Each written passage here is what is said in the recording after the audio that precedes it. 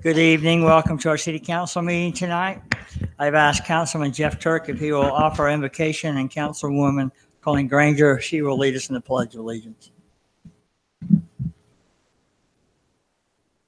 Our dear, kind, gracious, and loving Father in heaven, as we humbly bow our heads and come before Thee in prayer at the beginning of this city council meeting, Father, we do so with gratitude and thanks in our hearts.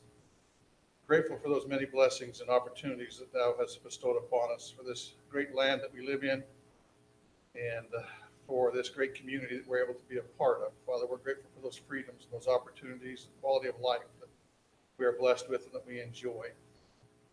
We are grateful for those friendships and relationships that support us and sustain us and that we enjoy in this great community also. We're grateful for those great men and women who serve abroad and locally in protecting and sustaining us and our freedoms and our opportunities, Father. We pray for them and for their families, that they would be watched over, blessed, protected, and fortified and strengthened and provided for in their means.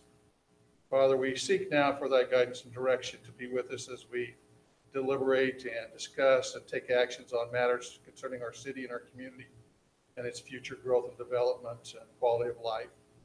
We pray that we might be of sound mind and we might be blessed with wisdom and guidance and direction as we make those decisions this night. We pray that as we communicate one with another, we might have cordial conversation and be able to try to understand and find a reason one with another. Father, again, we give gratitude and thanks for all that we have. We pray for those in our community that stand in need of special blessings. We ask that Thou would bless them, but that also make their needs known to those of us that can sustain and help and support them. We do this, Father, in the name of Thy Son and our Savior, Jesus Christ. Amen. Amen. Please join me in the pledge.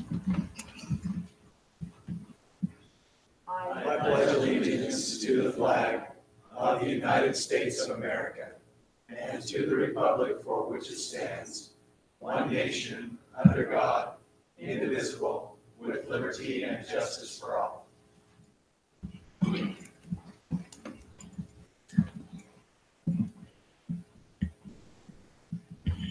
Thank you very much.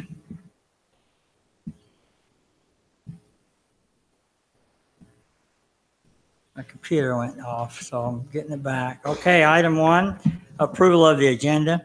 I need to ask that we table item 5, A and B.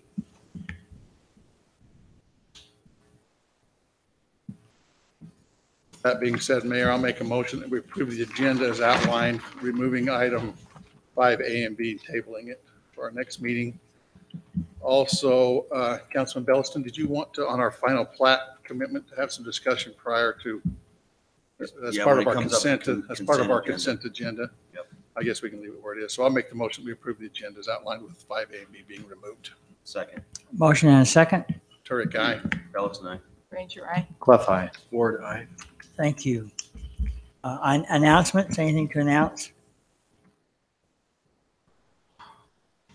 Okay, we'll move on to declaration of abstentions and conflicts. Anything from the council to declare at this time? Excuse me. Move on to item 4, consent agenda. To item A, approve the minutes from the city council meeting of 12/12/18 and 12/20/18. The board audit report, consideration to approve that for December 2018. And then the final plats. Consideration to approve the final plat for Heritage Cove located at approximately 1575 South Commerce Street. Applicant Sullivan Homes, and consideration to approve the final plat for Warner Gateway Phase 2 located at approximately Marlberry Way and Lucy Lane. Applicant Jay Rice. So I did have just a couple of questions for Drew on these final plats, if you got a moment.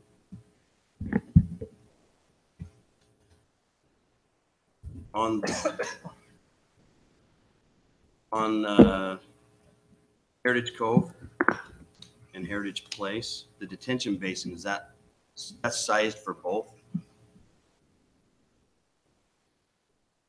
We're looking to approve this plat, and that's shown as that's where the detention is for that. Yeah, we'll bring this up here in just a second.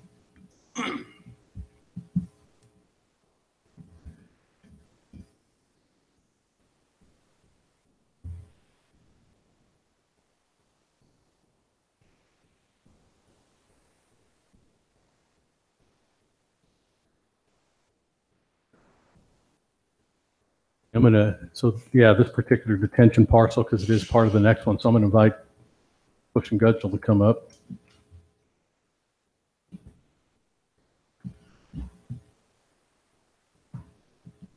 Adam Allen with Bush and Gudgel. Currently, the detention parcel is, right now, we only have built the portion for Heritage Cove. It will be expanded and made larger. The detention will be larger for Heritage Place as well. But it's the same detention. The only reason I ask is because it doesn't seem sized for two developments. So I just want to make sure that we're clear that that's going to expand. And Yes, it is That's all. getting expanded. It's the same area. then the other questions I had on Warner Gateway. What's the status of the secondary access? We have a letter from BLM signed that they've given them that access. Through there, it goes all the way up to Iron Horse subdivision. I did put a condition on there if you noticed. Condition number 7, that that area will have to be, again, approved by the city on what that covering's going to be. I saw the condition, but I also went and drove the property and nothing's in. So that's why I just wanted to make sure that But we're fine because, again, we still don't sign the final plats till all the conditions are addressed. Either they're bonded for or they're put in. and they've got secondary access to another subdivision. That's from what the that will BLM be. parcel. Yeah, from this, it will end up going through Iron Horse. And again, this covering, I'm going to make sure that the fire chief is okay with it and Public Works is okay with it, as we've done, say, for like Bella Vista, when it came around the backside, that kind of a same scenario. Now, we may want to think at one point with the number of lots in here that it is no longer just a compacted road base that can up to something else, but Compacted road base access is great temporarily, but that's my, with the BLM, that's could be pretty permanent. Yeah. Or pretty long term anyway. yeah. So, but we do have that. We have the signed in the file. We have that letter, with BLM letterhead, signature of the manager who, was the one that signs that with Jay's signature on it. So we do have that paper in hand that gives them that access easement through there. Okay. And that's recorded? Well, I think it is recorded. If not, It I'm fine with adding a needs to condition. be, doesn't it? It does. And I can't remember if it, right now I'm not positive. I'm thinking that it is, but I'd feel very comfortable if the council wanted to throw a condition on right now. Say condition number 8 be added, that easement be recorded before the plat the final plat is recorded. I'd like to add that. I feel If that's Fine what they're with using that. for their secondary access, it needs to be recorded access so it stays in place. correctly. And then last but not least on Warner Gateway, what's this, doesn't that property sewer north? Randy, you're So going to come what's- up in a, How's that gonna, if it's sewers north? For the Sewer in BLM Iron and then Horse. out, so you have a utility easement along with the access easement? As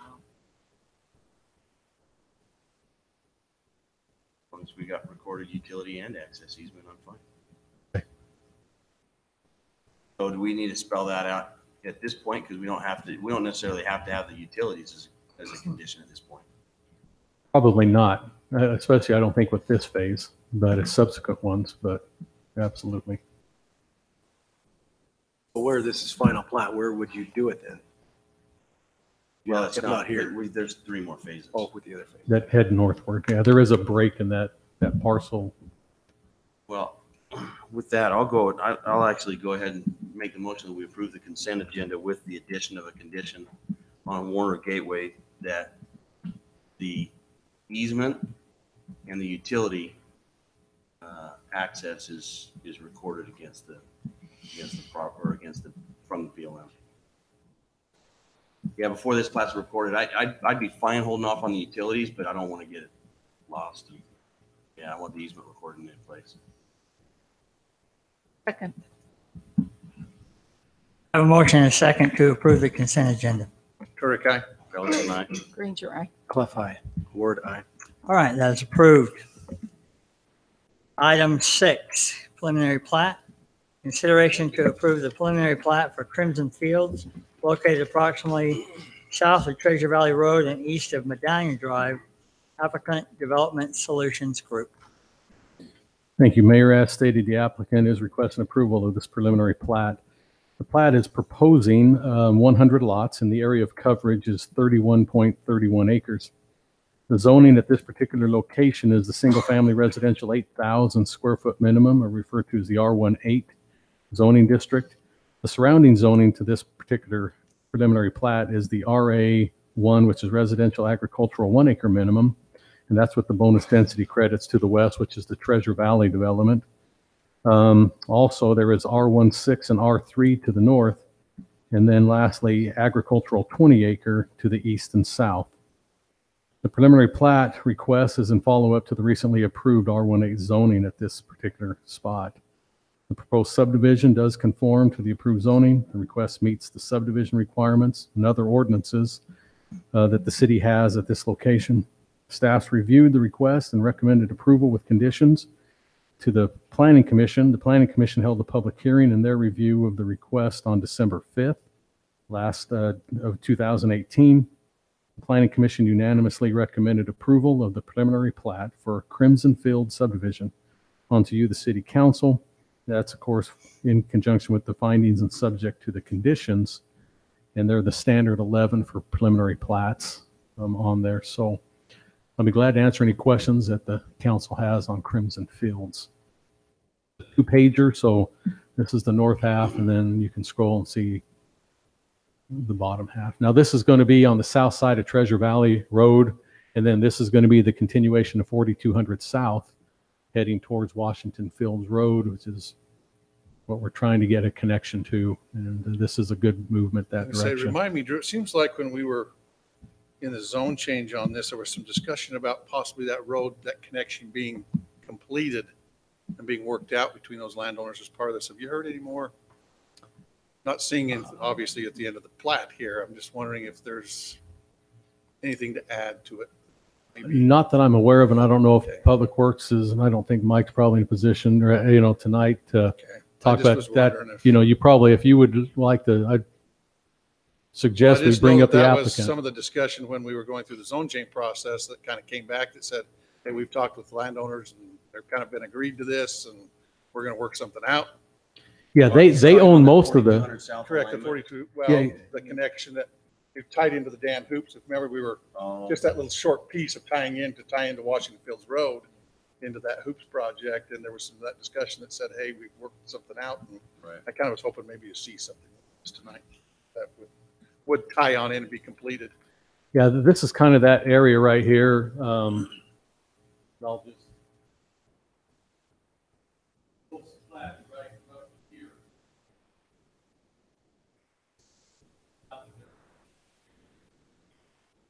Correct. It was just that little, yeah. They do own all this over too. This is Correct. but a portion of theirs, but it's, their property is here, and then. Yeah, that's what we were talking, just that little piece across the hoops there to tie it on in, correct. So, So. all right.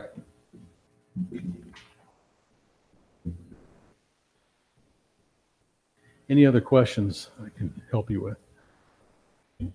Can you remind me with the acreage possible, the density, they did not maximize the density possible on this. In fact, they just barely creeped into the medium high density. Is that correct? Well, this particular piece is medium. This was zone medium density. That's what it You, is. you did a general plan amendment 6-8 months ago, I remember. and then they did the zone change to the R18. Now they're coming back with, so this is their third step in this process. So this received medium density, which is actually R16, R18, R2, and yeah, I'd say they're definitely under, on the density on that, just knowing the lots that are in here. So, I do appreciate that. That was very considerate of them. So, and then the next phase to the east of this, that's going to be your medium high, which will probably be a townhome development I think they said at one point, so, or a bunch of patio homes, something to that Is effect. that detention basin large enough? Both of them? Will they put another one in? They've got three. of them. They'll, I think there's 2 or 3 in this particular case. They broke it up into smaller pieces. And there is a storm drain line. Right, Mike, they can use that. Yeah, there's a new storm drain line in this particular area. Now, right where you see that Treasure Valley Road, there's a big new pipe there. It's part of that storm drain system.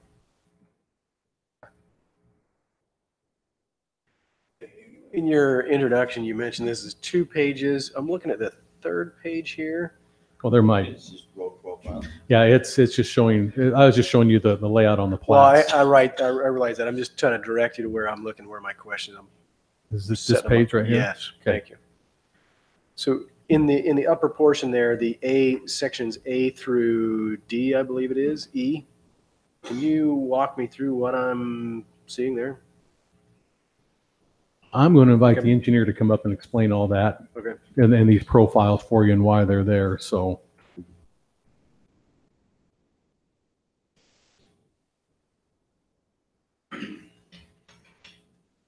I'm Steve Kamlowski. I'm with Development Solutions. Those cross sections that you see, those are typical sections between the lots.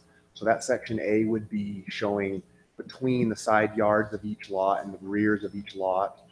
There will be a slope, and the downhill portion of the lot will own all of that slope. Is what that's showing there. These other cross sections, cross section B, this shows where the lots will abut up to property that we don't own, and so we're not proposing to develop or grade past our property line. Cross section C is the same situation, but in a cut condition where we'll be cutting down to the lots. We won't disturb past our property line that we have. These cross sections D and E, they show cross sections through the detention basin.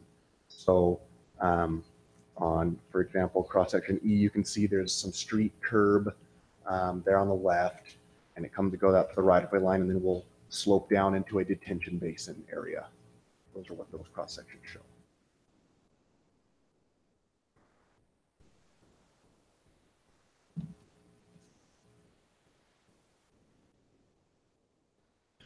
And maybe just walk me through because you have, is it just 2 road sections?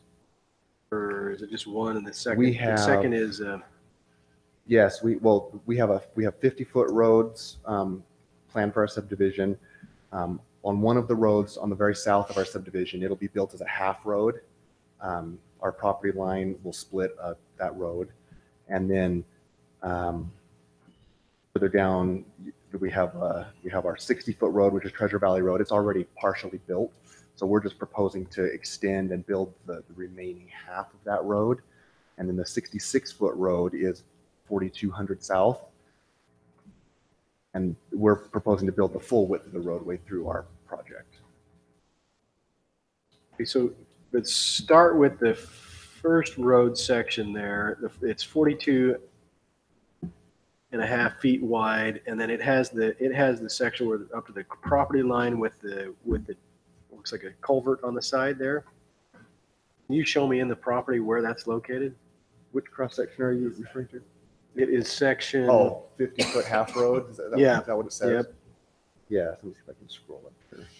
Okay, right here on the south of the project, what we're calling 4290 South, right here on this road.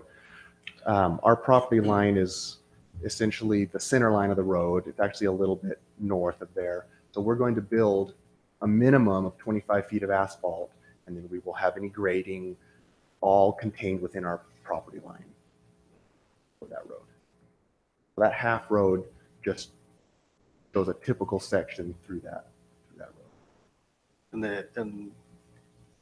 the culvert on the side there, the slopes you're showing up to the property line where it dips down in is what? A culvert. We're just going to grade a ditch sort of channel on the side of it there that will Okay. pick up any drainage coming down through it, and it'll continue naturally to the west, and it'll get into the street and our storm drain here, 380 east, where the storm drain.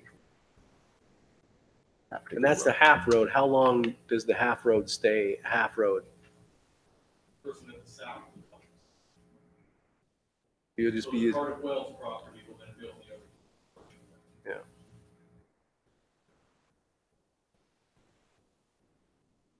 How much traffic will be on that half road? Probably not a lot, 'cause it doesn't go It's just anywhere. The people that live on it. It's not a pass through, it's just people getting to their homes. So how does that work? I presume this is going to be a public road in the end. So, but when does the city then take ownership of the road?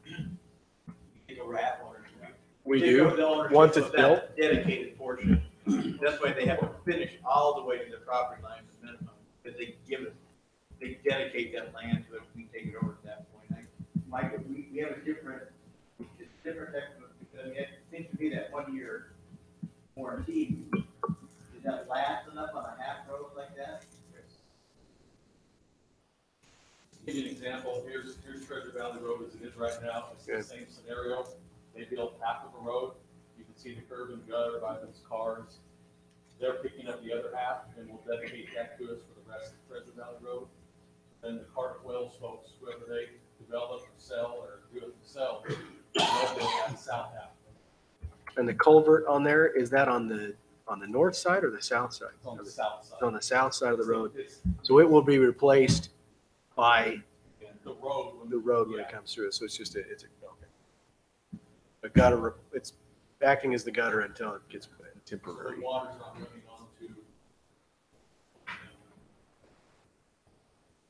And the city would maintain that, the gutter even, or even the ditch until such time as it gets It's built. dedicated as part of that parcel, certainly. That's actually on the adjacent owner's land, that's not the Cardiff Wells land.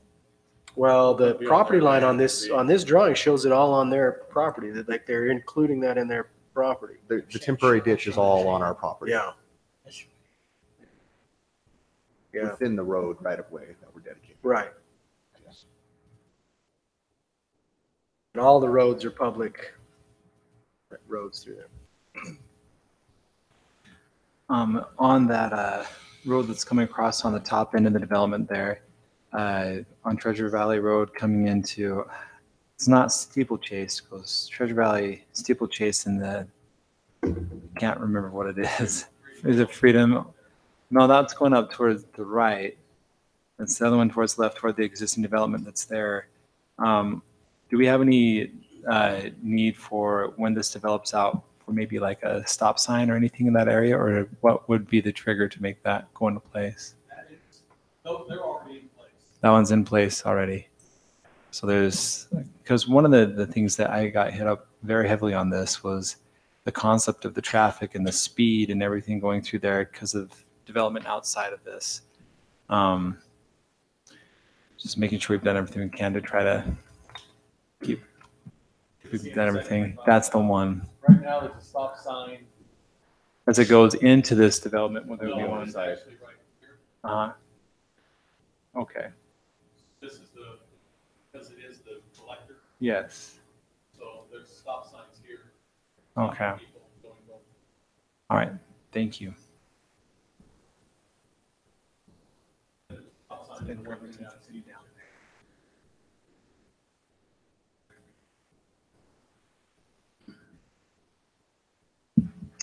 Any additional questions or comments?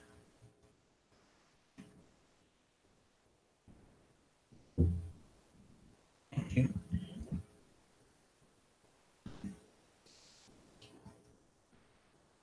Anybody want to take a stab at an emotion? I'll go for it. All right, thank you.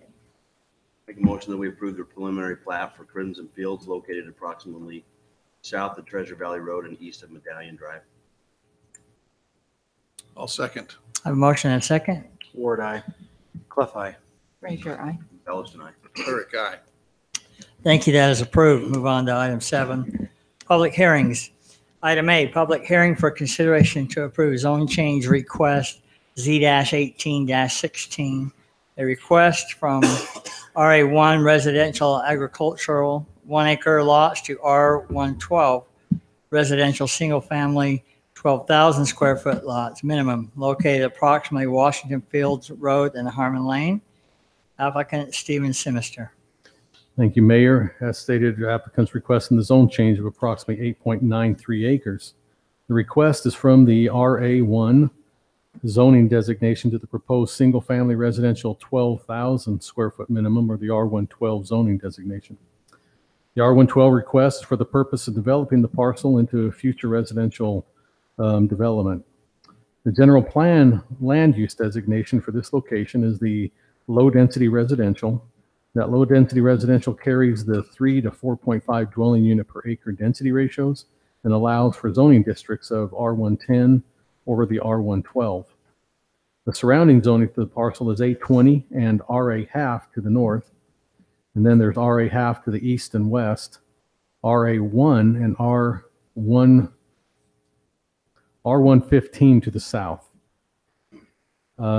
Directly to the south, this is the new school. And then there's a small subdivision there, and I'll pull that up on the overhead for you so it's a little bit easier to tell you where this is.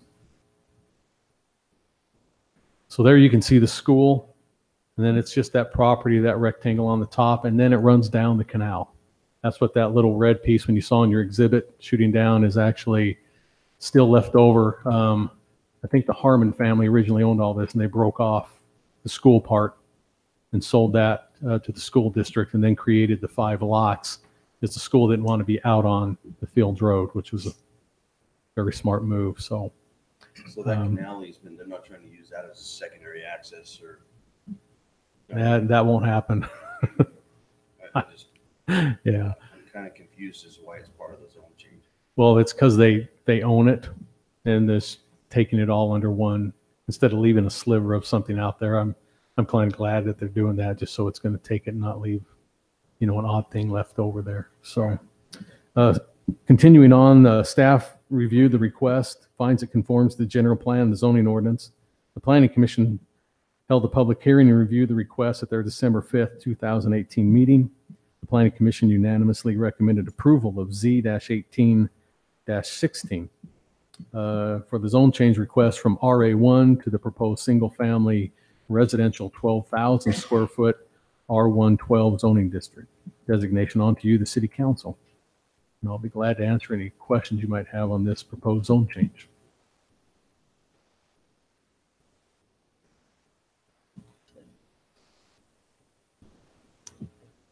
Any questions from the council for Drew or for the applicant? Okay, if not, this is a public hearing. It's available to any of you out there that are here for that particular piece of property or concerns or comments. We'd love to take it.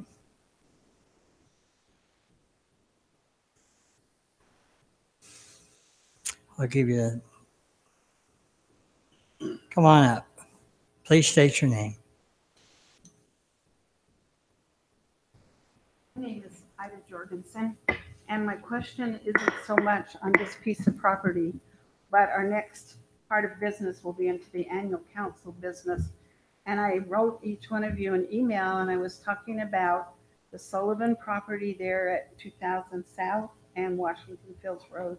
And I was telling you about my concern about the corner, how the, the Pike, something Pike, residential area, which is on the same side as the cattle, Now, if I'm saying this at the wrong time, I would ask that you would let me at least talk about this at another time, which wouldn't interfere with what you're talking about right now. But my question was, after I wrote my note, I realized that this isn't really a Sullivan project or, problem. What it is it's a road problem, a Washington City road problem. And I don't know where else to bring it in front of the council.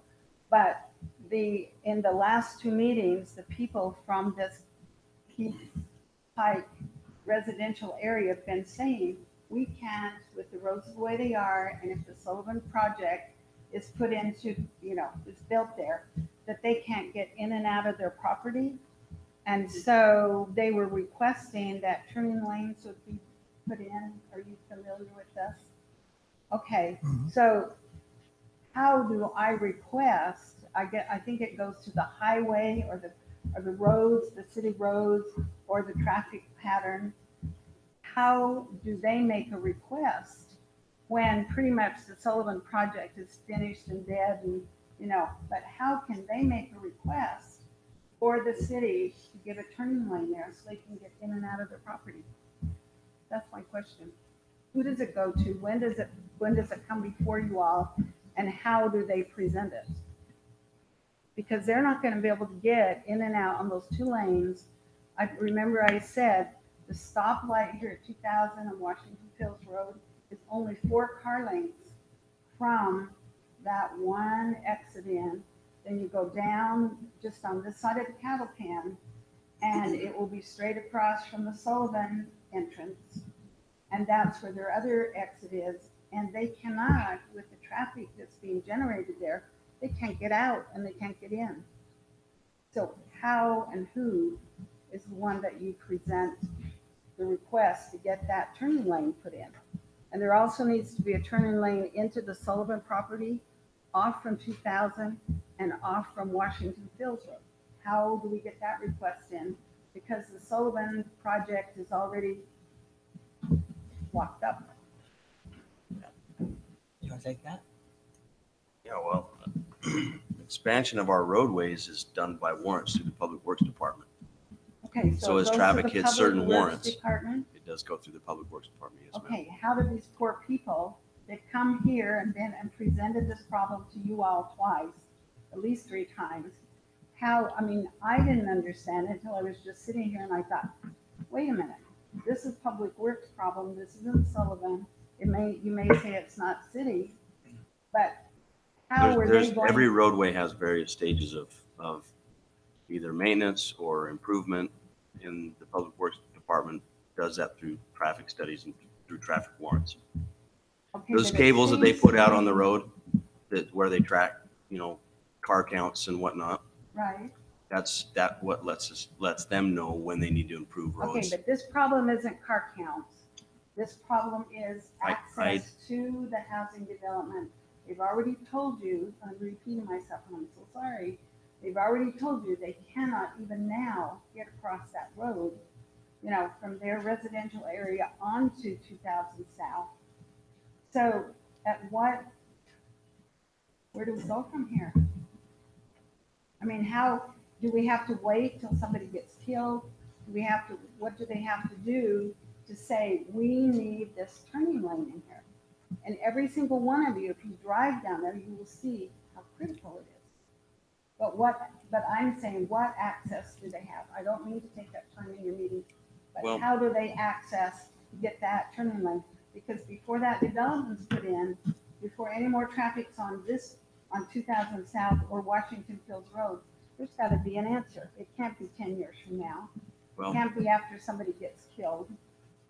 And Ma'am- it's such a ma'am, small group, they won't even be able to, nobody will listen to them. How many houses are there up there? 15? the discussion of the Sullivan parcel is further down the agenda for tonight. And we'll have that discussion amongst council on what happens on the Sullivan parcel and what accesses that they have. But the improvement of Nichols Peak and that side of the roadway, that's going to be determined by Public Works when that warrants it. Okay, and my question is again, I guess I'm rather dense. How do they go about making that request? If they can't get the request made when we are doing Sullivan and trying to get that in there, how in the world are they going to get a request in to wherever it goes? and have it done? If I can jump in, usually that happens simply as Councilman Belliston has said, as the city sees the need, our Public Works reacts. If you recall, there used to be no stoplight there. And we didn't wait for anybody to get killed, and we didn't wait for anybody to happen. We looked and said, there's a need to get a stoplight put in. Let's get it put in. Okay. So generally, that's what happens is when they see those needs created, and especially in this one, it's once this roadway gets expanded and finished, then it turns into a striping issue. And so it's basically as simply as going and drawing new lines in the road to create a turn lane in there. And so it's a pretty not easy wide fix. It's a pretty easy fix once it's determined that the fix is needed. Okay, but you all grind pretty slow, and it may be years before they can get this. And it seems to me that there's not a commitment or a resolution that this will follow. So that Well, I these think poor with any people road can we get out put of their in, with house. anything we do, we always say there's going to be a safety factor that's adhered to. We have those standards in our city that said Okay, we're going to adhere to those safety standards, and that will continue. okay. I'll take your word for it. You can Thank take my for word. letting It'll me happen. present the problem. Thank you, Ida. Thank you. You want to address any of that, Mr. Shaw? Okay. I don't blame you. We'll move on to closing, entertain a motion to close this public hearing on this account. So moved. I have a motion and a second. Ward, aye. Clough, aye. Ranger, aye. Fellas and I. Correct guy. Thank you. Item B, public hearing for consideration to approve a zone change request, Z-18-17, excuse me. A request to amend the Brio PCD development by amending the design guidelines density to be moved around, but not to exceed the 856 units, removing the definition of side yard retaining wall and who is responsible to install, updating wall locations along collector roads, and updating land use table. Applicant is Cole West, Reed Scow. Thank you, Mayor. Let me get.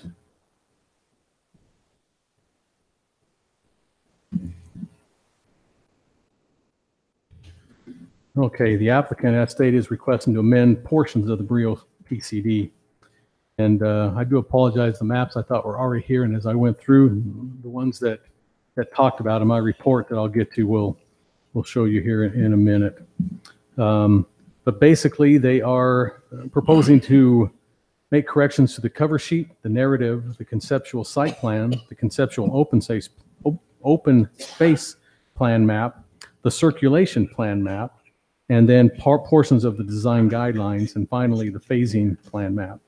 So more specifically, they're changing the cover sheet by giving you a revision date, and I'll just show that one right off. It's January 19th, January 2019.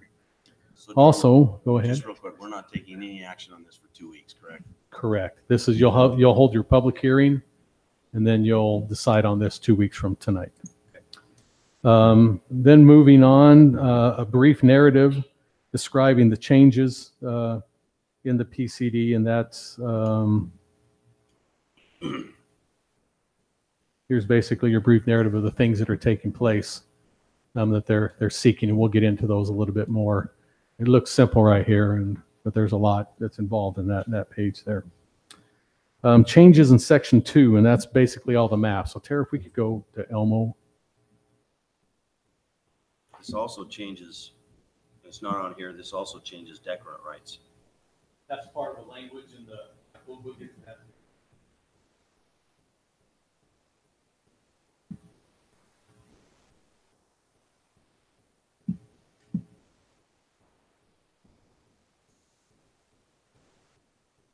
This is simply the conceptual site plan that all have, kind of breaks down what the uses are.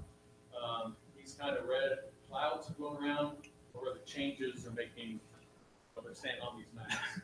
This particular area is referred to as the Jensen parcel. We attached it to this way back when Brio was, approved, but it was always known as a piece that they committed to state. They always wanted to acquire the Jensen piece. It just didn't work out. Now that's a different subdivision that you folks approved a little over a year ago that's being built on right. I can't remember the particular name of it for some reason.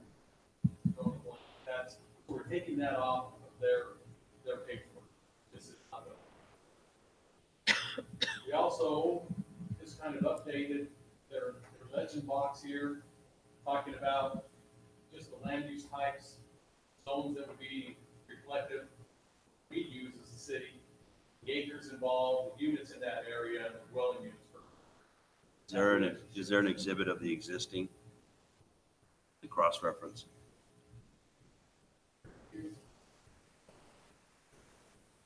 If there isn't in our packet, can you drop it in?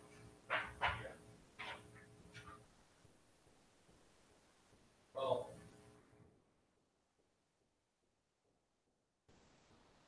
there's a current one. Here's what the other one. Like, so I'm trying to get there, maybe, and, you know.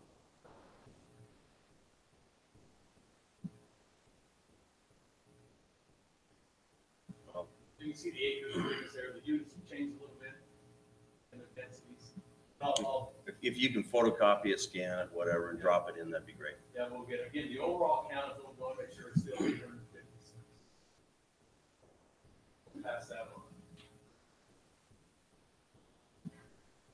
Those are the changes here on this site plan. And then the next one was the conceptual open space. Again, what we're doing is dropping out the old Jensen piece. And then, as you remember, they did a PCD amendment in 2018. A lot of the folks were concerned about losing areas. They made adjustments. There was these pieces, but they're just bringing in. And now these are two new ones that were added in. Over there, this one here, and then down south. These are little pocket areas.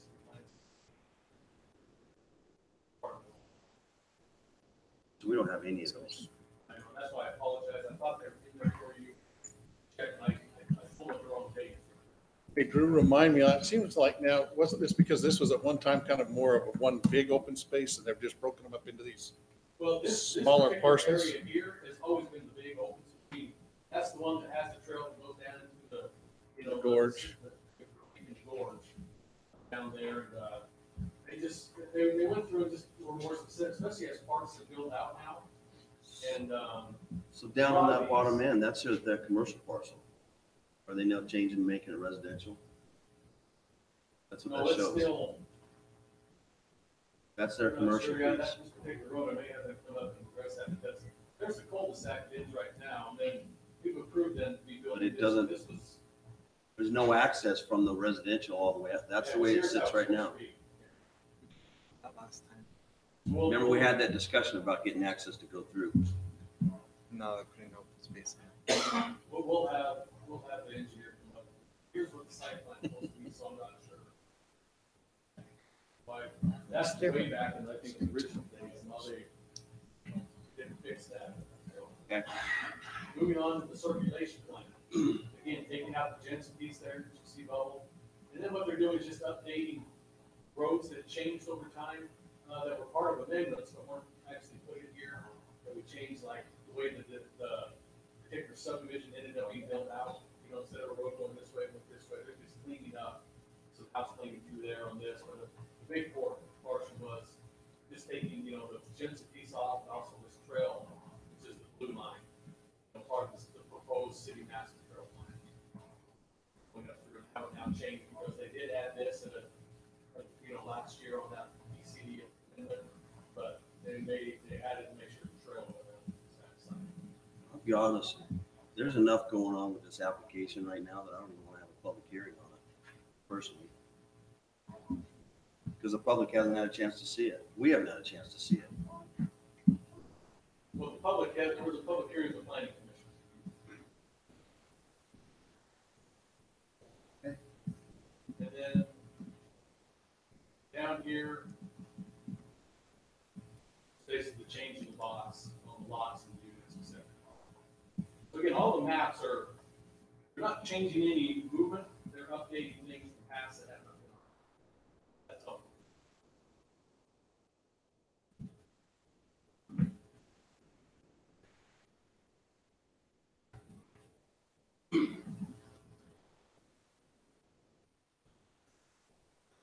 Drew, maybe, I don't know, maybe I'll let you finish and I'll just ask my question a little later. Okay.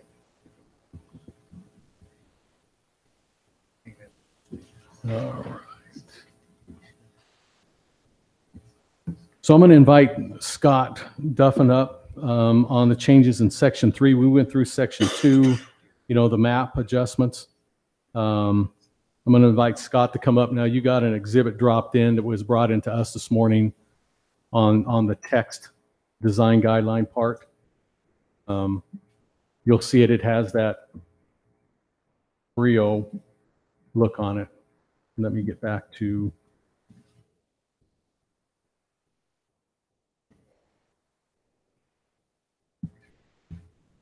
You go to, I'm sorry, Apple TV.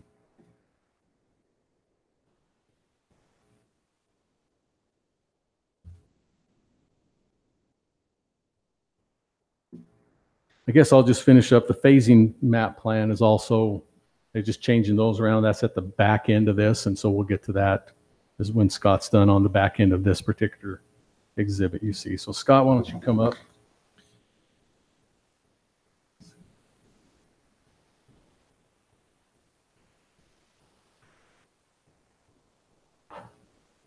Hello, Scott Duffin with Horrocks Engineers.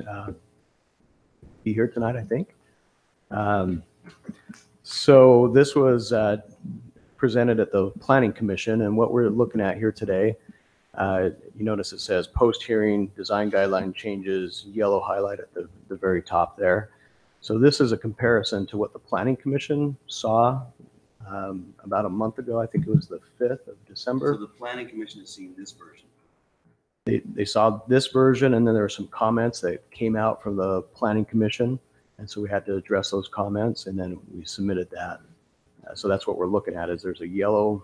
So what's in here is anything in yellow is a change from the Planning Commission version. Okay. Anything in red to the Planning Commission back in December, early Including December. all those maps. Yeah, the maps were part of that original packet. And those maps have not changed from the original Planning Commission meeting. The only changes that have occurred since has been basically the ones that are highlighted in yellow since the Planning Commission. So are you going to scroll through those as I go through them? So obviously the date on the page 1, and then as you get into the next ones. Okay. On So- page 20, why does the text say that it's going in density from 600 to 856 So residential units? Because originally the original text just had all the homes at 6, but they didn't include the assisted living or the senior area, which was always part of their map. It's always at 210, I think, was the original, so it's always been at 866. But in the text, they just wanted to update. Original text, 600, 650. It's according to the highlights, going from 600 even to 856. So I'm just asking why that density change in the text is going in. They originally didn't tap on that senior living, that's always been down there in the corner. And that's probably right, the reason why they were talking about the rest of the residences that were part of Rio. They didn't tap that number. The table will help. yeah, so basically it's been brought up to speed with the approved site plan. So if you look at the numbers that were on the site plan, it is all consistent with that. So really just some quick background. So the purpose of the design guideline changes is basically because there's been so many amendments over time is to just make sure it's consistent all throughout. Over time, there's just been pages that have been updated. And we just wanted to make sure that everything was brought as consistent as possible.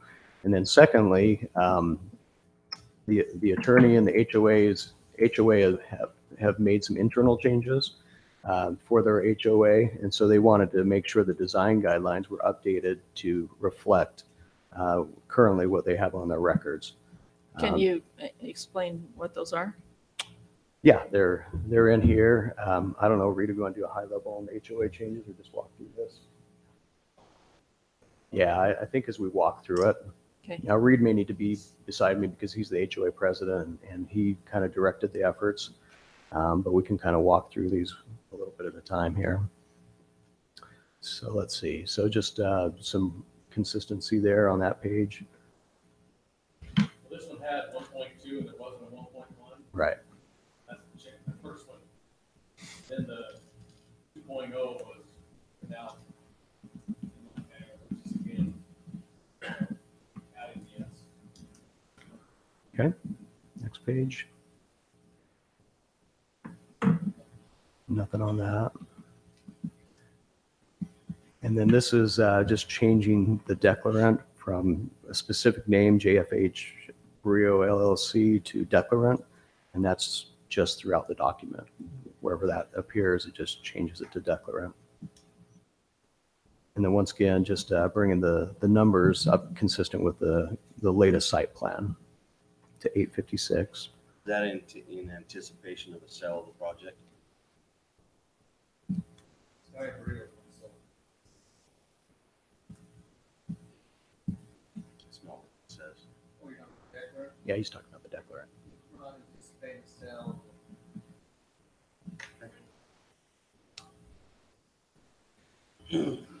Pete Scow, the applicant, we're not anticipating a sale, but we're just kind of bringing everything into our CCNRs, state declarant. We're just bringing everything in consistent with everything else.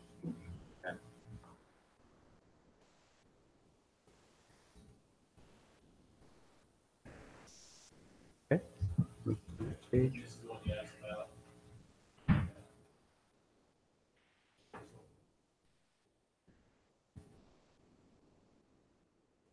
This next page is attorney speak HOA. Bringing everything up consistent.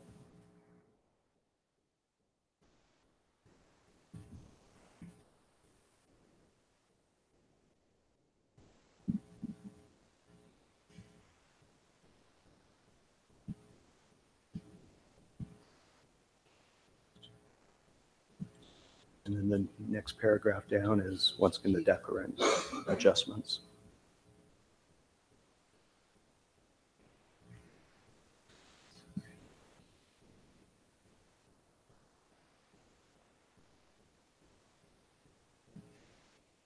And then that is just updating some of the text that we had in the PCD initially to match up to the site plan. Point out, Jay, brought out the church piece. I was gonna say. It's a conditional use. Yeah. Decided to take that out. Any church comes and presents some IPs that we can go over and see.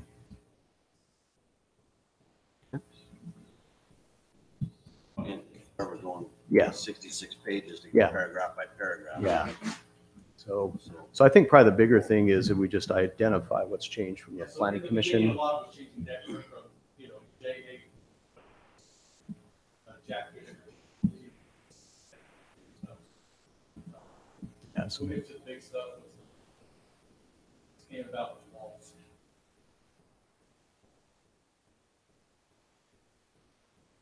Yeah, and maybe even Drew, because Drew, from your standpoint, this is, as Drew's talked to me about this over the last number of weeks, he's tried to zero on those things that seem to be more either meaningful or substantive versus should have been cleaned up at any time, such as declarant would typically have been cleaned up even in a first draft, and it's a meaningless change. But others, Drew zeroed in on. So if there's anything, Drew, that you can think of just over the last few weeks that you've looked at and thought, well, this may or may not be important, I'm sure that's what they're asking for with all this. Yeah, again, a red lot of line. it's just from previous approvals, they've had probably 4 or 5 PCD amendments. Some of the stuff, didn't get caught on a particular page, catching those kind of things. Spelling, punctuation, things like that. This particular amendment was to bring the maps up to par, and then they've had conditions and troubles and things that have happened as it relates to walls, wall designs and placement, et cetera. And that's what majority of this change is about, and that's these pages. So they're changing some of the names, all that stuff, to point that out, of what's happening with the walls. Yeah, so What page are you on right there? Line now, 45. Let's go So back this- to 24 for just a minute. It says the master, it's on the design review committee membership. The master developer selects and appoints those members. Out of that design review committee is 2.2. What decides project completion? I believe the CCNR state when the last home is sold, I believe it's December 31st of the year the last home is sold. Oh, if there's a lot that a home's never built on, this never changes. You We just don't sell homes. We sell homes. Okay. So Drew, how can we have three different exhibits? What, we got one for walls, there's 2 walls, and then this Brio one. Yeah, the ones that we're going over. We gave you the ones the planning commission had on the walls. Okay, but then we realized they had mixed some stuff in, and I had to go through with the planning commission stuff and show them. And we had that in So there. what's- I knew this was coming, it just got here late. What's correct is this 66-page Yes, document. yeah. We shouldn't even look at these other 2. Because they're already reflected in. I don't want Like, they were showing to what the price- re-review 3 documents. No, this is the only one you're gonna be looking at. And the reason those were there was kind of showing that it got confusing the planning commission, so we said, hey, hit this cleaned up, get it to us. Again, we apologize, it got here this morning. And, but this is the document that has all the things they want to put in for the changes and what the planning commission. And that's where, we'll get yellow things, that's what the planning commission said. Yeah, we agree with what you want to do here, but here's what we wanted to say. We'll get some of those in the yellow that you see. Right. Here's some comparison. I have 45 But there are comparisons. But it's not- so you can see where they've changed things. Yeah, okay.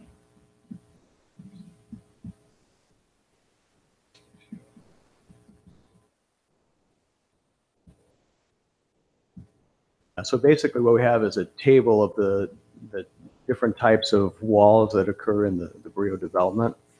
And I think it might be helpful just to look at the actual figures that they refer to. So if you start scrolling down, so we have perimeter walls.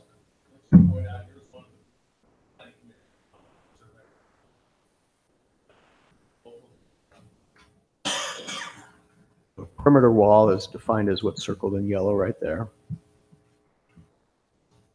And then if you just keep scrolling down, and then we have a perimeter view wall, which is that top one. And then there's an option to do a half view wall.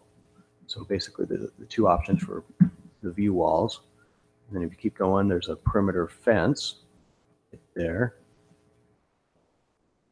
And then some of the older ones, I know they're just marked off. It's just the way Word tracked the document changes. But if you just keep going there, there's also a party wall. Just keep going there. So party wall. And so really that's what the document is supposed to show is basically those 3 or 4 different wall types. And then there's a section that describes each of those wall types. And then that table we were looking at initially basically identifies the location, the type of wall where they're permitted, and a little bit of timing discussion. And then there's more detail in each section. And I think really where this came from is there's some confusion initially on the whole wall section. And this is really out of the HOA has been struggling a little bit with enforcing it within the development. And so basically the attorney went through, Snow Jensen and Reese helped rewrite all these sections. And then based on some of the feedback we received, we've updated it just a little bit from the Planning Commission, from Drew. So really that's what this is showing is all the different options and where they can be used. And just so as they go through and enforce it within the community, it makes a lot more sense for the different cases and scenarios they come across. I don't know how much detail you want to get into any of this specifically. One of the concerns of the Planning Commission, like if you go back to 46, there's some concern that the way it initially was written, that if it's that any sort of wall, retaining wall, or wall needed to be on the property lines. And so I think Commissioner Coates pointed out that if it's a rock wall, you can't in practice put a party wall or any other sort of wall on top of it right at the property line because there has to be a setback. So what you'll see is in these yellow sections, like on page 46 down at the bottom there's a provision. So go back up to just right there in the bottom. Oh, keep going up. Yeah, that very last yellow section. And then that's repeated for perimeter view walls. We add the same little note there. There needs to be a setback if it's a rock wall per the engineer's recommendations. And so that's kind of carried through in a few places there.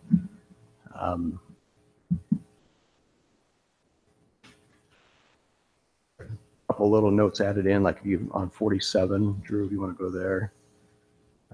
Within the existing development, there's some places where the lots are elevated above the roadway.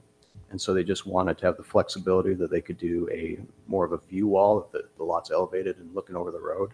So that top yellow part is just addressing that concern. Or go down just a little bit, Drew, sorry, in the written part. So that's kind of what it's talking about there. If you keep going through there, Drew, go down through the document.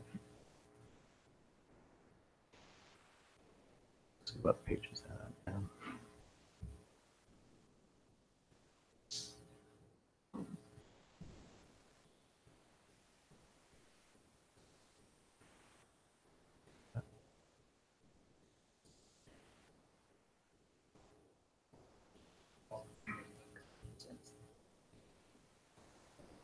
Yeah, so on party walls, that's just between lots.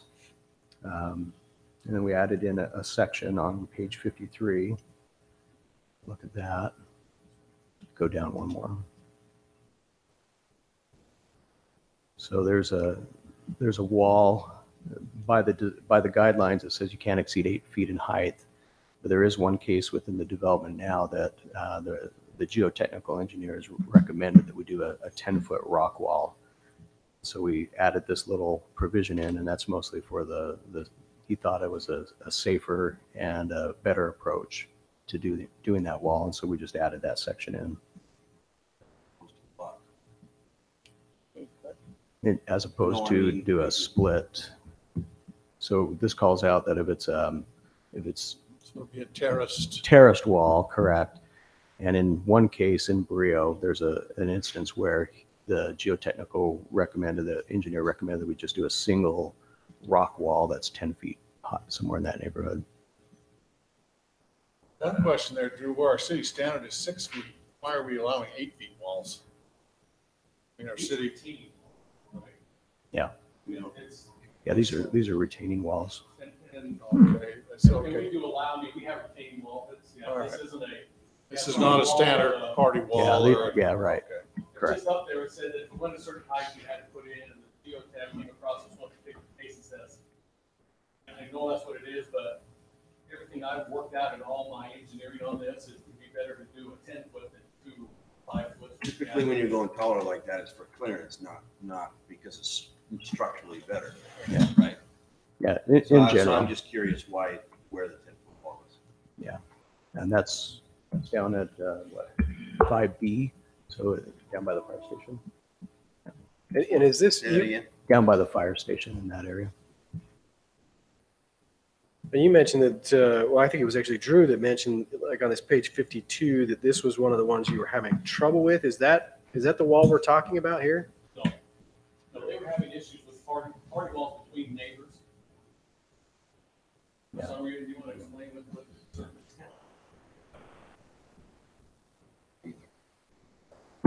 When we first did this, we had a lot of people come into the DRC, and the document was really confusing. And I sent it off to our attorney, and he goes like, I don't know what you're talking about. You read legal documents from the top to bottom. And I go like, yeah, but not all of us are engineers, so we need to figure out how to fix this. So that's what kind of spurred this on is now everybody knows what you can build and where. Because it was, to an attorney, it was not ambiguous, but for the normal person, it was. We're getting people coming in on the party wall who wanted view fences. And that's something that we didn't want to allow. I mean, what happens when one person wanted a view fence, the neighbor didn't want to, the guy come in, put a view fence in, we're going to have some guy go put another 6-foot wall on his own property. And so that's what we're trying to avoid, is to point out what you can do and where. And it's always been in there, but this is just clarify what you can Read and cannot do. with the fact that you guys build all the homes, and you're not, so as we understood, you're not selling lots. Yeah, we build the homes. So you build all the homes. why would you guys not just build your own fences as part of those homes? And we've started. Become to be a standard of that, you wouldn't even have to address this. As a We developer, started. you would put those walls in as part of that building. And the original, That's part of, I get reading here where all of a sudden now you're gonna have, well, the first guy in pays for all the wall, and then he can go to the neighbor and try and get compensated. He has 90 days to recoup his money, or then he could go hire his own attorney and try and fight for it. And I say, why should he have to do that? You as a developer should have handled that start. and that is correct, and we're started to do that. Our I think we ought initial, to reflect that as part of this, is the developer will put in the walls. and our partner is a big builder back east, and this is the way they do it back east, so this is how it came in. Yeah, but this is Washington. This. Over at Sand Hollow, I know that they make the individual owners build them, and I know quite a few developments that do. I don't know if right or wrong, but I agree. It has been nothing but a headache every time we try to Yeah, build. see, I can see you solving your own headache. Yeah. Every time. Thank you.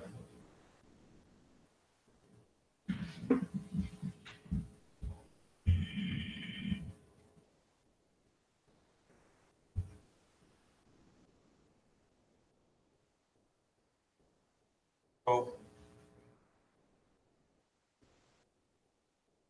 It's kind of interesting that I just read this. Prior to occupancy of a single-family residence constructed on a lot, the builder shall construct and pay for a party wall along the rear boundary of each home prior to occupancy. And that's struck out. Sorry, where you at, Which Troy? page are you on? He's on the bottom of the thing. 53, Councilman Belliston, He's 53. just moving ahead of where we were a little. sorry. That I was reading that I was curious about. What is that? It just, the first sentence I read is being struck out, so it seemed relevant.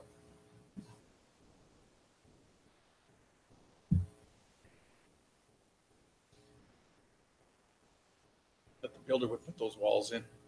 Well, I mean, that's the rear one. The paragraph that's been struck out goes on to say that on the sidewalls, it's a different situation. So, but that's all been struck out, so.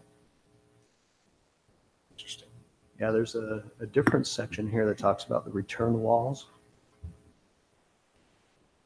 Go back up to 51.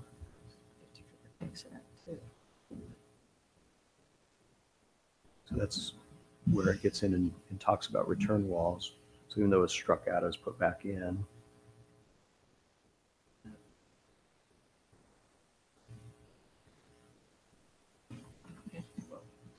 I'm gonna need some time to read it over the next couple of weeks. Sure, yeah. Okay, so let's keep going on.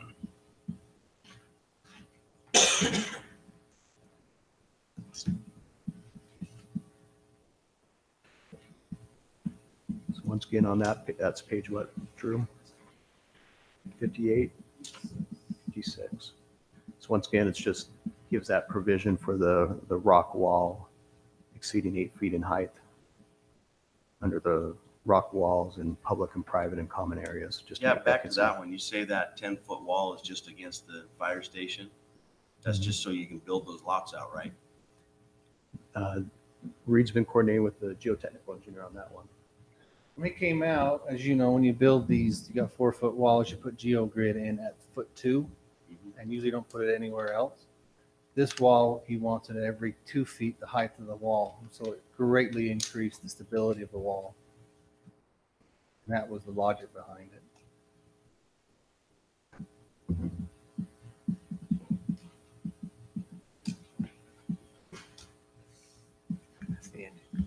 Okay. Keep moving through. That was the wall section, and then there were a couple comments from the planning commission on, Commissioner Coates had a question about the slopes, maximum grades within the development, and so that's on page 68. Change that to, from 2 to 1 is what we're asking for, but changed it back to 2.5 to 1 to match what originally what it was.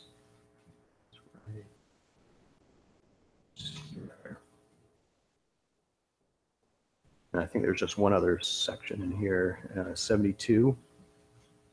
Unless it's that change there, they wanted something, planning commission said, no, it's best we keep it like it is, so they're just circling yellow that they put it, kept it. Right. And we're okay with that.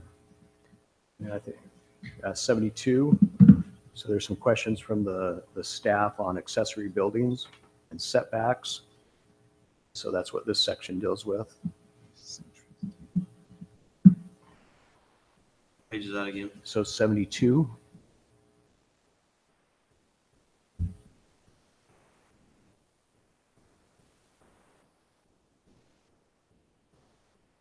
Making sure the DRC has an opportunity to review accessory buildings and where they're placed. And then the setbacks are actually on number 5 right there.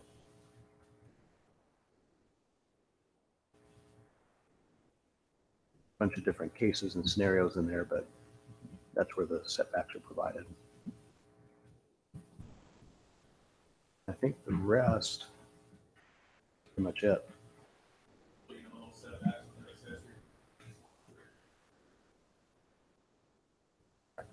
Drew, where this just came in this afternoon, have you had a chance to look at the yellow highlighted to see?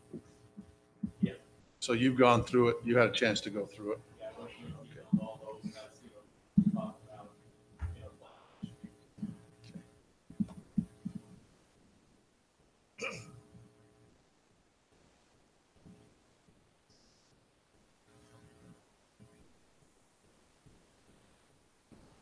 Okay, then if I may,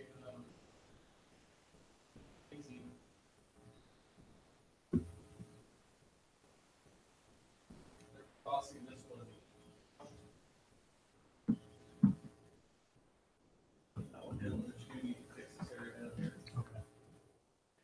I was just removing the Jensen parcel on that plan. That's kind of just showing the monument sign locations. I don't think the entrances have changed at all. That's why we didn't update it, but it's just kind of showing. Yeah, and that was the same on the open space plan. I know you had a question about that. It was kind of an older layout, but it was, if you remember back when we went through the last PCD amendment, there was a lot of questions about the park, you know, the amount of park space that was going to be those pocket parks and where they're going to be. And we were required to show them onto the plan. And I think what we wanted to do was just show that we hadn't changed any of the tabulations for areas, that it's completely their intent to make sure they hit the park requirements in the open space areas. Yeah, I remember. And so really it was just in a relative manner showing where all these potential pocket parks could be, and that there's a note that's added to that plan. But we could certainly update the street layout to match. Yeah, it's a little older, but we can certainly update that. Now I'll make a note of that.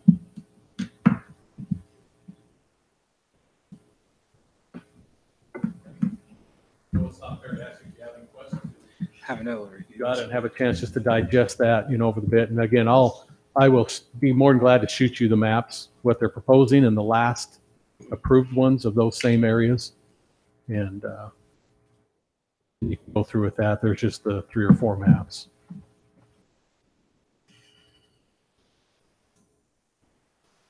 Any other questions, comments? Well, Mayor, just to let you know, Planning Commission, I don't think I told No, you you did what not. they held their public hearing. They took a vote.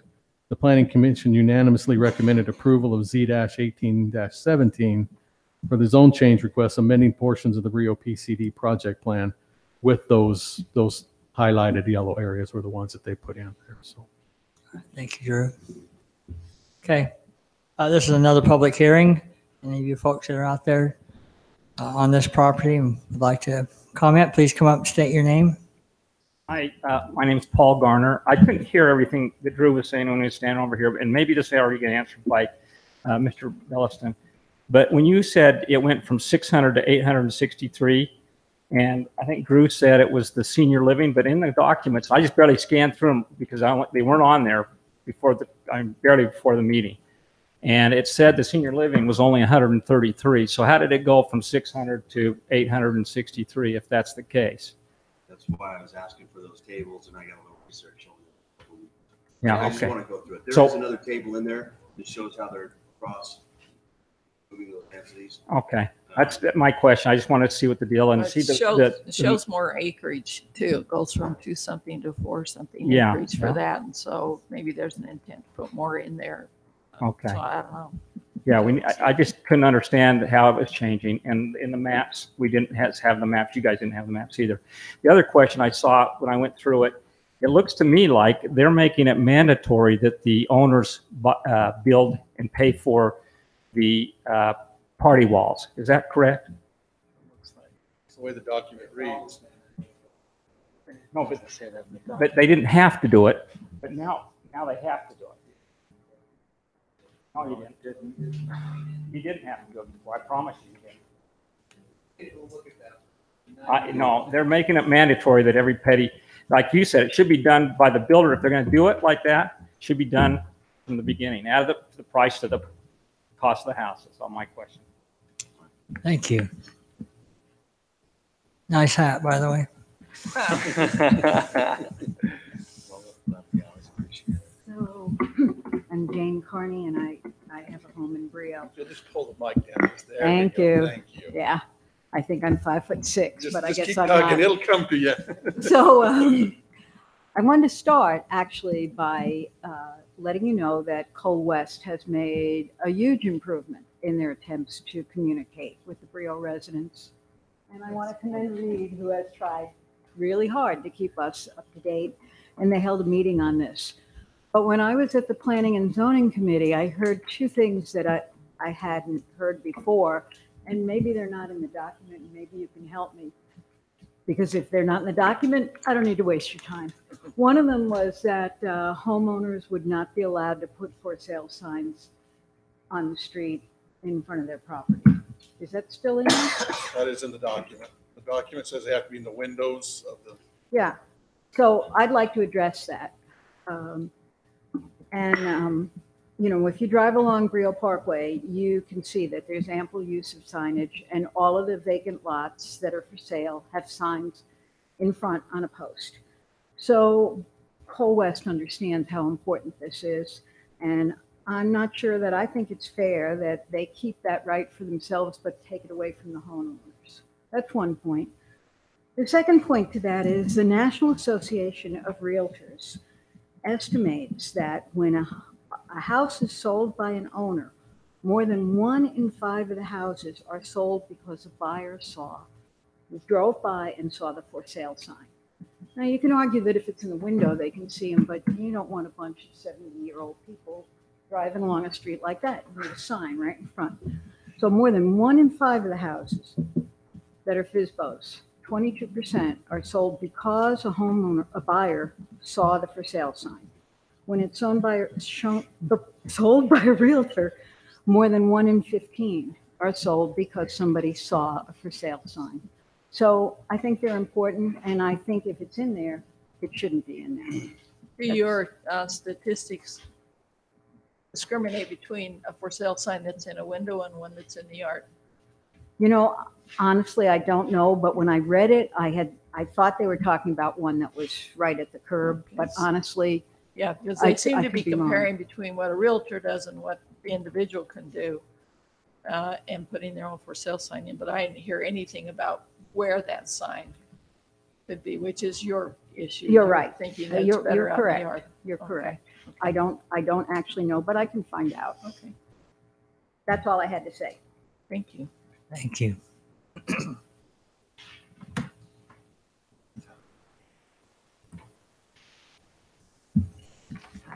My name is Ellen Margolis, and I'm also a Brio resident at 990 North Via del Norte.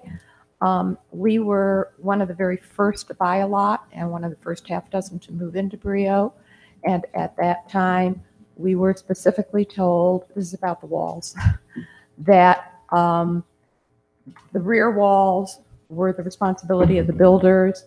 I know that there have been changes now on the walls, so my question is, if the walls that are there or had been placed in some of the earlier homes are not going to be within the parameters of the new changes that they've made, what happens to that and whose responsibility is it? Or is it going to be grandfathered? One of the things that was specified at the early stages was that the party wall between the sides of the homes was optional, and that it was usually done, but you had the choice of whether to put it on or not. You could put up your own, or you can wait till your neighbor bought and then share the cost, which we did on one side. We are a corner lot. We live in the cul-de-sac and have a large corner, and we opted not to put a wall on that corner. And I'm concerned with the changes that have now come about, and there have been inconsistencies in the walls in the property on Brio as to whether or not they can now go back and say you have to put a wall up. I would say generally in these situations, everything that's existing is grandfathered. Okay. They can't go back and say, oh, by the way, now we've changed the rules and you have to recomply. Okay. So it usually just pertains to going forward properties. Should that understanding be in the document? It does seem to needs to be written. Yeah, I don't know, that'd be a question for legal. It's how important that is, whether it's understood as grandfathered or whether it needs to spell out grandfathering. Any more of the new Supreme Court nominees like to take hypothetical questions, especially legal questions that have been approved. One thing to realize is that when we're talking about zoning, code compliance, those types of things the cities deal with from a government level, grandfathering and kind of being locked into vested in what your rights were at the time you acquired property apply readily to zoning, code, those types of things that governments oversee. When it comes to contractual issues, which is really what we're talking about here, and that is, was this the agreement we made when we moved in? Hard to come to the city council and say, we want you to be the arbiter. If it's part of the PCD document. But are we the enforcer? I mean, the question, are we the enforcer? I don't know, we are. Seems like in PCD documents, we are the enforcer. And again, I think we're talking about a hypothetical. Has anybody said that they're going to come back in and make you put those in? Because I got to tell you, They have done that to some there are residents who opted not to have walls on the my street in Villa del Norte was the first street to build houses. And there are a couple houses that I know, one for sure, where the two residents don't want a wall and now feel like they're going to be made to put one in. They never had to before, and now. What company? Somebody made them put it in. Who made No. They're now being told by Brio, by HOA, that they have to put the wall up. All I can say is my land, and again, hypotheticals. I like beer. I still like beer. The reality is it's my land and I bought it, and I bought it under a set of rules and regulations that said I either had to or didn't have to do something. My position personally as a landowner and the owner of a right that me vested would be I shouldn't have to do what I didn't have to do when I moved in. It shouldn't, the field shouldn't move on me once I'm there, right. Once I've built. Now, if somebody, again, lots are tied to who's building the structures on here, which again, Council Turk says, man, you take care of a lot of your own problems in these cases, but you're buying a lot and a house at the same time, all the improvements being made. It seems as if that should lock it in at the time of what the rules were. I'd have a hard time accepting the fact that somebody came in afterwards and changed the rules after the fact and said that I was offside in the first quarter. So that would be my position. I can't imagine that the Brio folks in general wouldn't take that same position. Okay. And I suspect it would only be fair to present to them for a response, but hypothetically, yeah. Reed, are any of these lots, let me rephrase, these are all lots. There's no pads in this. Even the areas that have private streets, they're all lots to the property line. The only ones that have pads are 3F, which is the little cul-de-sac off to the right to the clubhouse. And there's another piece up by Washington Parkway that has pads. And so how does that reflect in your wall ordinance then? Yeah. And we can put in here that and I'm going to have our attorney weigh in, because I was told from day one that it says it in there. And that's kind of the confusion part is I've been told on many occasions they have 90 days to put the wall in. And then my big concern, and I fought with our partner for 2 years on this, because you don't want to move in and have an instant fight with your neighbor. Correct. And that's what we were starting to get. And so they finally allowed us to install these walls as part of the purchase price. But, you know, it was a fight, as everybody knows, you know, it's sales driven. You add $5,000 to a sale price, everybody freaks. So we were incrementally raising the price, and so we were able to absorb it in. And we have no problem putting in here, you know, any contracts past date, January 31st, 2019 are subject to these. Anybody previous, but I'm going to definitely get an opinion letter from our attorney on the existing PCD to make sure that if they have to build a wall, they have to build a wall. Thank you. Anybody else?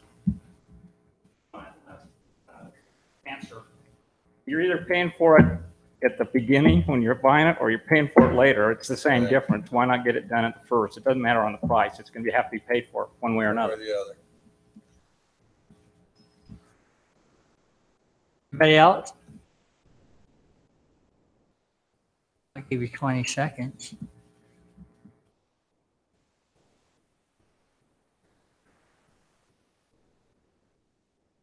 I'll entertain a motion to close this portion of the public hearing.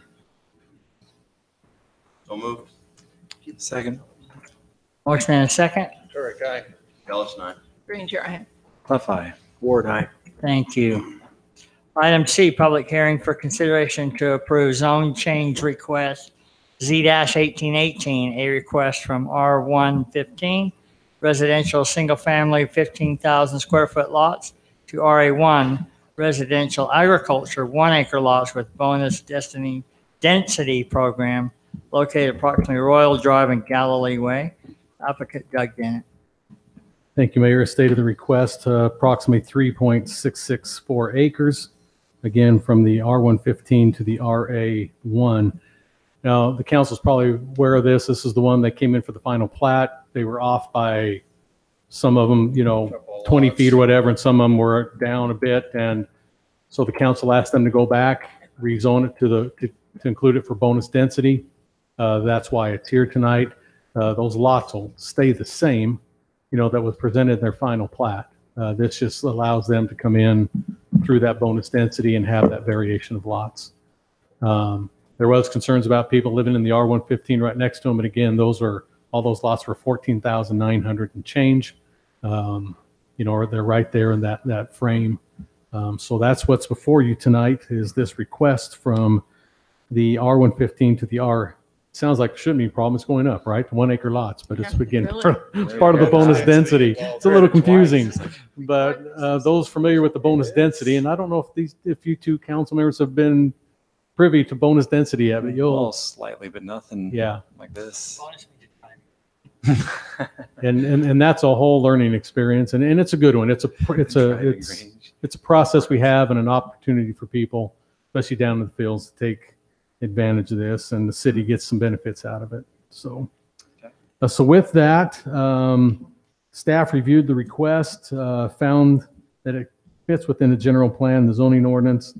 Planning Commission held their public hearing and review on December 19th, and the Planning Commission unanimously recommended approval of Z-18-18 for the zone change request from single-family residential 15,000 square foot to the residential agricultural 1 acre minimum, or the RA1, to then fall within the bonus density criteria and program.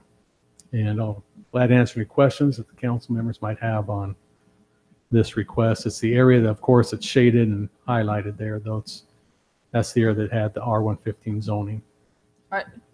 As I recall, with bonus density, they get that because they give something. Right, and because these lots fit in that high, we went through the calculations, everything fits still to meet the criteria of the percentages that they get. So, and they meet that. Again, you can, you know, anything that you border, you know, in a bonus density, you can't be any more than one zoning designation away from it. So even though the folks over here in the kind of ghost area, those lots 1, 2, 3, 4, they're 15,000 square foot lots. So these lots had to be at least 12,000 square feet or greater, because that's the next district down, even though they're going to be at 14,900. So that would have been probably the first thing I would have looked at to make sure we didn't have everything else internal fits and is fine. So that everything, fits accordingly to that bonus density. I'm assuming you've looked at, because you mentioned your calculations, what part of the bonus density are they utilizing to? Well, like everybody does, they do the variation of lots. We're very generous with that. They also have tree line streets. Okay, that's what If you go through, that's a big one that you get a lot of when they use that. That's a big one you get. And then they do have some over when you go on Camino Real. If you go down there, there's some widened, open space areas with the meandering trail through it. That's going to tie into the master trail system that heads over to the canal and, through that big regional detention. It's all tied together through that way. And that's just the ones I can remember offhand. I think there's one or two more. But key component ones I would. yeah, multiple. Re-asking my questions, please. Yeah. What you didn't hear is they're all ash trees. I know better than that because. How dare you? Because there's going to be a new ordinance in town that says no more ash trees. No more ash trees. So when we do the tree line streets, we discussed this on the Sullivan parcel when we were talking to the developer on that one. Do we require that they, do something to keep that root ball to grow south instead of out? And the reason why I asked this is literally this morning, my wife was on a walk and caught a piece of concrete and smashed her face up because it was a caught her piece of toe concrete on that it. was lifted by root. Yep. And down along Washington Fields Road, the city Public Works has been replacing a bunch of concrete. So Yeah, I like tree line streets too, but I also don't want the. But we strongly recommend that they get a hold of our Parks Department, and because we have at least how many arborists on staff? One, I believe. One for sure, but two other guys are very knowledgeable on trees. So we have them get with. Require a casing or What they do now is they put a root guard down. Right. Generally, but there is Council Ward and I had him. We were in a meeting this week and we were asking the question, who gets involved with these? And the Parks Department says, well, generally it's Public Works. So we have a little bit of a disconnect right now over who's overseeing tree line streets. So that's something we're gonna have to clean up a little bit. Can't we just put that in our, ordinance that says tree line street? If you're gonna do tree line streets, you gotta have a root guard and. Sure. Well, I think that one of the bigger things was we just ought the to do it by spacing. condition at least. You can do it right now if you want. Nice. One of the Parks Department's concern is just the spacing. So if you put a curb or you put a sidewalk right next to it, some of that's not going to matter. The tree's going to push on it anyways. Well, that was what we were discussing, those that are being replaced on Washington Fields Road. It's because there was no, they planted it in a spot this big that the tree couldn't grow within. Well, That one thing was doomed from the get-go. So Yeah, the one my wife was on today was at least 5 foot planter strip. It was in my old neighborhood. So. And that's a pretty good size. I mean, these are required to be, at Well, least some of 4 that feet. comes to- Most of them as do. We That's talked about it. tree varieties. We went heavy, used to go heavy with the ash tree, which is famous. It goes up and lifts. And that's the ash tree. So that's some of the Surface discussion we've grower. had is types of trees that we now encourage to be put in those types of planters. Well, probably wouldn't be a bad idea to say it's got to have a guard and give them, say it's got to be these, we'll get with, the tree knowledgeable guy to say, what's the best There tree? is a tree list that's been put together by this group. Okay, and what we'll do is make those, I think that's what we ought to do, not just have the guard, but I think we ought to just say, here's your 5 trees and that's it. And am I hearing you correctly? You're saying that there's a 4-foot requirement for those? That's the minimum on the park tree line, strip. yeah, for the planter strip. Is that, I don't remember, do you remember, is that something that your Parks Department would agree with is 4 feet?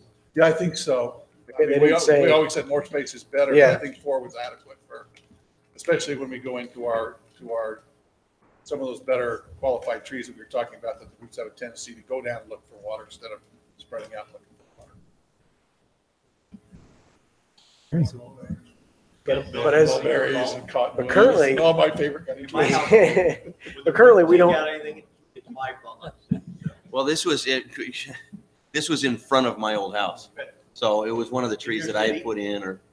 Huh? In your city, then. No, in my old neighborhood. In She- St. George. She should talk to her city So does she council blame about you that. for being tripped by, okay. No, but I got pictures of it. And of her face. I bet you did. Any questions I Any other can, questions for Drew? before your public But hearing? currently, we don't have a standard as far as what trees. We're giving suggestions. These are the trees we'd like to have, but we don't actually have standards that say you have. Not right now, but you do have a final plat that you'll be seeing here We soon. tried You- that once. We actually had a tree ordinance that we tried to bring through. It didn't pass. Kind of died in committee after that. I think it's not without, I mean, often, probably more often than not, the developer will work with this group. Yeah, here many on the times they will vegetation come in plan, and- And they highly influence that issue. And so right now, yes, we're moving toward that, but I'm not going to say it's still just kind of, in this case, the Wild West, because Drew knows that.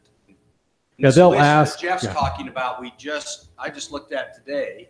It's actually quite lengthy. It's a nice Quite a list, very number. nicely put together. And we'll put that out. We'll make sure the community development has it too until we get that. Yeah, just Well, let I'm you not know. necessarily advocating for an ordinance. I'm just clarifying that that's our status. Yeah, and I probably sent half of them. They'll come and ask me, hey, is there anything? I tell them to get a hold of Dave. I say he'll give you a great, 3 or 4 trees to choose from. Tell him that, the area that it is, and he's familiar with It those. might be kind of nice though, as you said, for this, especially the bonus density program, that we put together a list of maybe Yeah, we may 5 just that- lock it in. Yeah, just lock them into 5 preferred trees, and it's taken care of. So Yeah, maybe something that we can work and the forward. root guard and those trees, and that'll just be the standard. There you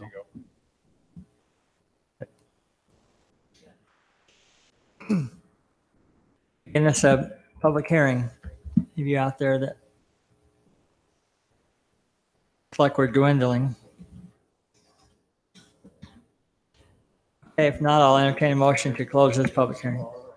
So made. I have a motion to close. Do I have a second? Second. Motion and a second. Very guy. Ellis and I. Clough eye. Ward, aye. Thank you. Decisions on all 3 of those will be in 2 weeks. Item 8, ordinances. Consideration to approve an ordinance granting a zone change request Z-18-15 to change the zoning designation from agriculture 20-acre lot A20 to planned unit development residential PUD-R zone. Request is located at approximately 1800 South Washington Fields Road. Applicant Nyson Fields LLC. Thank you, Mayor. The 2-week holdover is complete for this project. The item is now ready for city council action. Just to give you a brief recollection of the planning commission's vote, the planning commission by a vote of 4-1 recommended denial of Z-18-14 for the zone change request. And that was based upon the density's too high, would like to see 8 to 10 units less. The road cross sections don't meet the city standards. The 20% landscape shown needs justification with exhibit, and that there are not enough amenities for the town area, the townhome area. And that was stated, and that's the concerns and the reasons for the denial. Now, the applicant then went back and did some homework, and you opened up for them a second public hearing back on your December. I wasn't here, so I'm trying to remember what night. I think it's the 12th. It was the 12th. That you opened that public hearing back up, and they presented what is in your packet tonight. That's the same exhibit, and I wasn't here, and I guess they explained all the changes they had made, which all met what the planning commission's concerns were. And so here it is before you tonight for that, and your 2-week holdover again is now done. If you have any questions that I can attempt to ask, if not, we'll I think invite they the applicant. addressed each of those concerns, but they didn't meet each of those. Because the density, they didn't change the density. Well, they didn't did drop reduce- the density. They did. They changed this area down here. There used to be a road in there. They dropped, I think, 5 units total. All right, it was 5 instead of 8 to 8 10. to 10, yeah. And so they cleaned this particular area up, which increased the amenity area. The playground area and the green area went up a bit. 5 units went down. And then all the roads they have brought back to be bigger, and they put in the main roads are all full public streets with tree-lined streets on them. And what was, I didn't think about it until you just mentioned it again, but there was an issue from the planning commission about the justification of green space or what was that again? Yeah, they just had to show where they were coming up with that minute, the 20% that says in the PUD.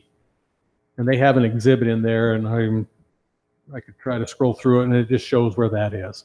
You know, they've come up, and again, this area grew in that We area. didn't add any though, right? It No, was they didn't. What they ended up doing was taking away, you know, the biggest thing was in this cluster of homes, they had what they call limited common area that cannot be used as open space because it's limited common just means that I own this pad and I get to use this 15 feet for my personal self, even though it's in the common area, but it's limited to me to use. So we took that out. They still left them some, you see this area behind these units is theirs, but it used to be twice the size. It's actually the next map up that shows Is it? the open space landscape area requirement in the table. Did I go the wrong direction? No, you went too far. Go down. Is it in this one? Did I Yes, just not? Scroll down. Okay, so keep going. Yeah, keep going, keep going. Okay. It's not, it's further set down the line. Is this the one? Okay. Yep. The area calculations are there on the right. And did we have issues with us or the planning commission have any issues with the spacing between the? Well, that's what they're still townhomes? asking. They're still asking as part of their PUD that some of these homes, the in between that green area, it's supposed to be 15 feet. They are as part of their PUD, and these, you know, in these particular ones. So you can see this 1, 2, 3, 4, 5, 6, 7, 8, 9, 10 locations in between those fourplexes or fiveplexes. They're asking for a relief at that of 5 feet from 15 down to 10. Drew, which is the limited common area on this? It's not reflected on this. Well, it's this particular, I think, hashed area that will be. So look. It used to be hatched areas behind bigger. The properties are what is Yeah. not allowed in the They didn't put calculation. that in the green area. And this is what they're going to give them on their plating. So what, That's on these patio homes. so what is it that keeps that from being common like the rest of it and makes it limited common? Is it going to be walled? We'll have to ask them how they're going to finish that. We'll invite them up because I'm not, they can finish it anyway. It doesn't even have to be walled, you know, it's just they know that in some limited common area, I mean, they will put up maybe a vinyl Well, fence or I guess something, the but challenge comes to me of saying, okay, I have this much limited common, and then the rest behind me is common area that I get to figure in. It's kind of like saying, well, I have a posted property sign here, says you can't come back here, but behind that sign, if you figure out a way to get there, then it becomes part of my calculation. And it's Well, they're not kind going to of, be able to wall that in. that's what I'm wondering. Is how does it then, well, figure we need to out ask them how they're going to, what they're going to provide for their customer. You know, that's really what it comes down to. It's the same on, you can see this particular area behind the townhomes. They're going to give them their own, you know, little area that is limited to them. And the limited common's always been one of those areas I've, you know, yeah, I understand it, but no, I don't understand it. Why don't you just make it private ownership? But I also know that sometimes the calculations when they give the common area and then the limited you probably understand it more than any of us, so or have to use it. And it is a tool that's used, especially in townhome projects or patio home projects. So the people do feel like they have some outside yard that is theirs, but it's still going to be maintained and taken up by the HOA, I guess, is maybe the better way to explain it. So that's what happened on that. They just shrunk that down and put it in, and that's where the calculation came. So, but that's where this came to answer your question, Councilman Ward, right there. Now, one of the biggest things I think is the Planning Commission really felt like this. They used to just show. I'm just going to show you here on Washington Fields Road. I went over to the road. There's a pretty good sized setback right there. But on this side of the entrance, the homes were pushed a little closer to the road. The Planning Commission wanted that corridor to be opened all the way. And so they did. That's when they eliminated the road that went through this particular area and brought in some more green space, but then they were able to push those townhomes up, you know, to the west. And then that corridor ended up being along the backside here that they wanted to keep it in line with this one. down that whole joining of Washington Fields Road.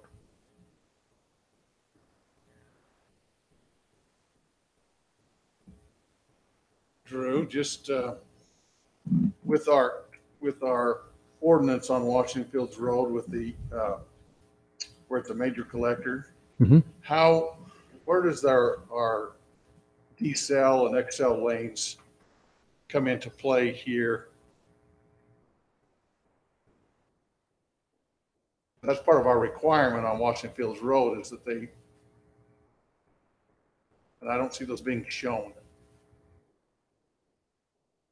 I don't know if they have an exhibit right now of that. Washington Fields Road is a minor arterial, and 2000 is a major collector. Not required.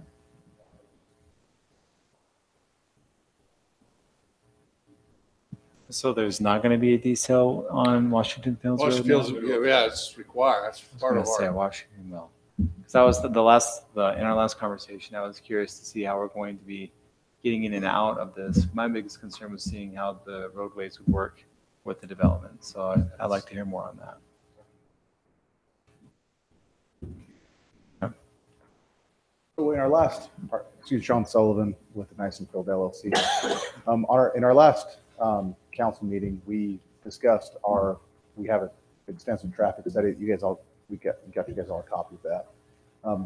We went through there. We have room to do decel lanes. We talked about the potential of a decel lane on off of Washington Fields Road as you come into our project. We made sure there's adequate space there. Yes, correct. To do decel and XL coming. We have the space. Yes, we talked about the decel lane. And then on the pod 2, Good. pod 2 as well, a decel lane. We have sufficient space. We need to do over on pod 2. I got an engineer explain. So just to be clear, we're committed by the PUD the way that it's put together now. Current language maps as a deceleration lane and an acceleration lane on the most northern entrance, and a deceleration on Decel into the commercial. into the commercial, but not an acceleration Not lane. XL, no, just a decel.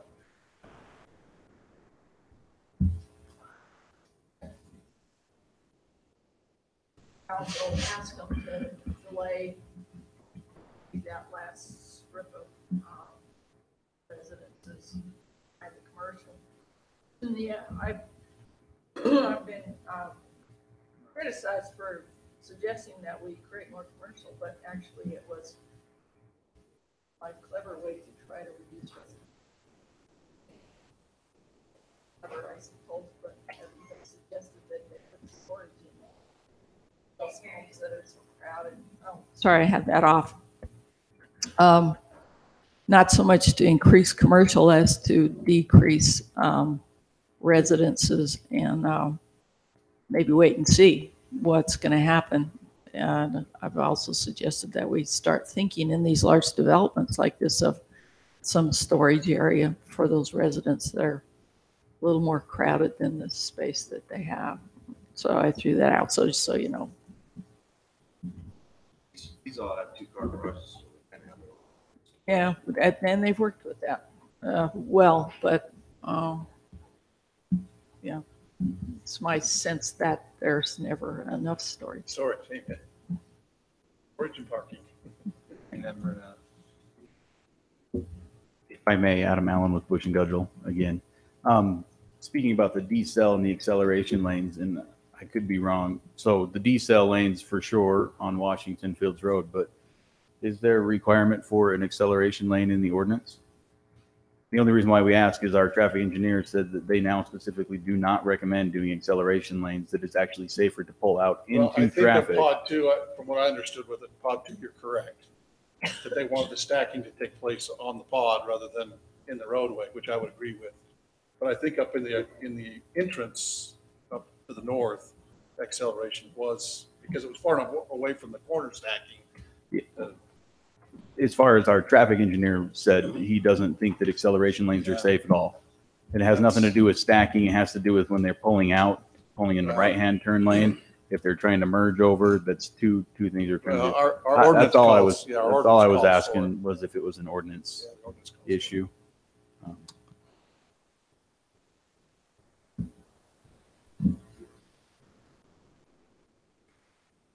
For clarification, there is an ordinance for an acceleration and deceleration lane on Washington Field Road. Yes. Yeah, if the ordinance states that, I mean, we'll be happy to comply. We've designed it in Well, a way that the states. part of my approval process would be that there's, that especially in this first one, Sure. that we have XL and decel. It's going to give that traffic an opportunity to Sure. Yep. to shuffle and adjust Okay. and flow to get down to the intersection here.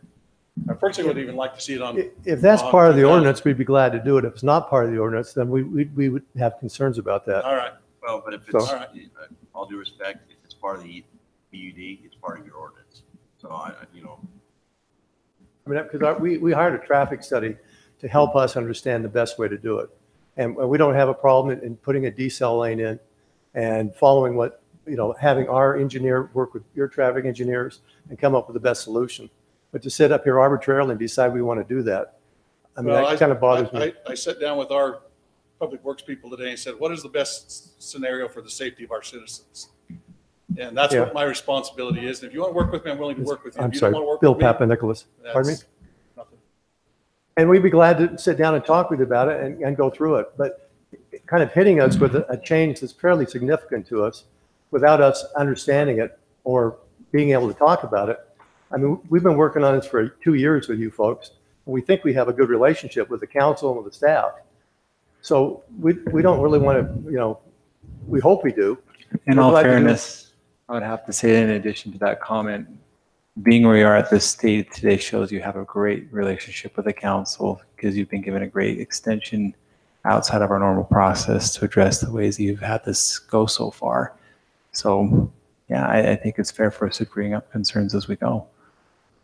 Well, as through our public hearing process, you've heard the biggest concern of most of our residents is the traffic safety Right. through that. And we'd want to And to address me, I that. look at that and say, this is one way that we can help produce what they're asking for, and that's safer traffic patterns.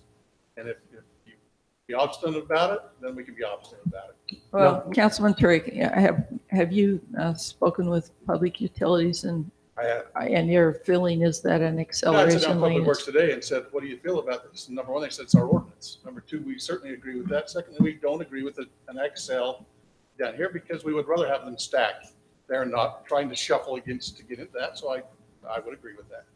Okay. So, yeah, that's coming from consultation with our Public Works people. Okay, so have you had that conversation with Public Works? No, it's the first time we've heard of it. Okay. May I ask Mike to respond? Mayor?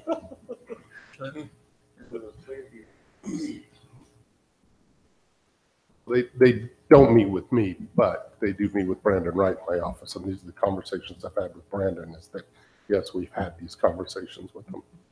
And what is the understanding that you've gotten from those My conversations? understanding is there's a deceleration lane coming into the main entrance, a acceleration leaving, a deceleration lane coming into the pod. Do not want an acceleration leaving pod 2 because the proximity to the 2000 South intersection could create issues with trying to merge into that traffic as traffic's trying to make that right-hand turn. I don't realize this isn't your direct deal, but in what situation is an acceleration lane required in our ordinance in the city? On 80, anything over an 80-foot roadway. It's the roadway and the capacity on the roadway. Yep. what is, So, I mean, this is moving a certain direction. Do you want to proceed, or do you want to get more clarification, or what kind of options are on the table right now? Let me just say, we've been working with the engineers and asked them time and time again, have you met with Public Works? We're all good on this. We're fine with the decel lane. That's it. That's their understanding. Now, they'll have to speak to that, but this is the first time we've heard of an Excel lane, so you may want to address that. Because, we're working through our engineers. We're not traffic engineers. We're not traffic study people. That's why we have engineers working with us and helping us. I just don't understand the impact if you're decelling into there and it's not negatively impacting, what's it, Excel going to do there? You got the same setback, it's identical. I don't understand what the impact would be to you. Well, the one is, I kind of get it, and I'm certainly no traffic expert, but on the one, you're exiting a lane of traffic into a place where you have to brake. The other, you are coming to a hard brake where your lane is ending and forcing you into traffic. And I can see it. I could use it to my advantage, and I could be safe. Yeah. And so this is almost identical that gets you into the intersection that you then, to me, it's a safer maneuver than trying to do this. I think I could do it safer, but I also know drivers who I know would be not as safe with that. I'm not pointing either way. It's an interesting point that he brings up. Well, I think part of the salient point is it part of the ordinance. Yeah. I think that's, even if there's new information that says, you can get by without an acceleration lane, I think it's part of the ordinance currently. Okay. We can hold everything off until it gets changed. Just to clarify, with the deceleration lane is, we don't want you to get the impression that we are argumentative about this. It's the first we've heard of, so we just want to be able to understand it and be able to see what it does to the project. We've had our engineers' traffic studies done. We haven't brought that up yet. I guess when I was looking at here and seeing the alignments, you're already planning on it right here on this side of the intersection. That's why I don't see the negative impact, because you've already figured it here. You just carried it down the road a little further. Yeah, and again, just to reiterate, we just haven't been aware of looking into an acceleration lane. So we need to probably look into that to be able to make a good decision, and with our engineer and traffic, and our traffic study and our engineer, I guess, on both parties. Did your engineer have something to say about that, or? No, I apologize. I was coming up just in case any more questions came up. That was our misunderstanding of the ordinance on our end. With my conversations with Brandon, we talked about what was in the traffic study, and he said the things that were missing were the deceleration lanes. I think that was a misunderstanding of our end of the ordinances of what was required for the acceleration lane. In all fairness, up until today, I heard a lot about the deceleration lanes. This is a new thing for me, hearing about the acceleration lanes. Same way. And That's what was brought up in the last meeting, that there would be some deceleration lanes brought in. So the acceleration is a new thing for me to learn also.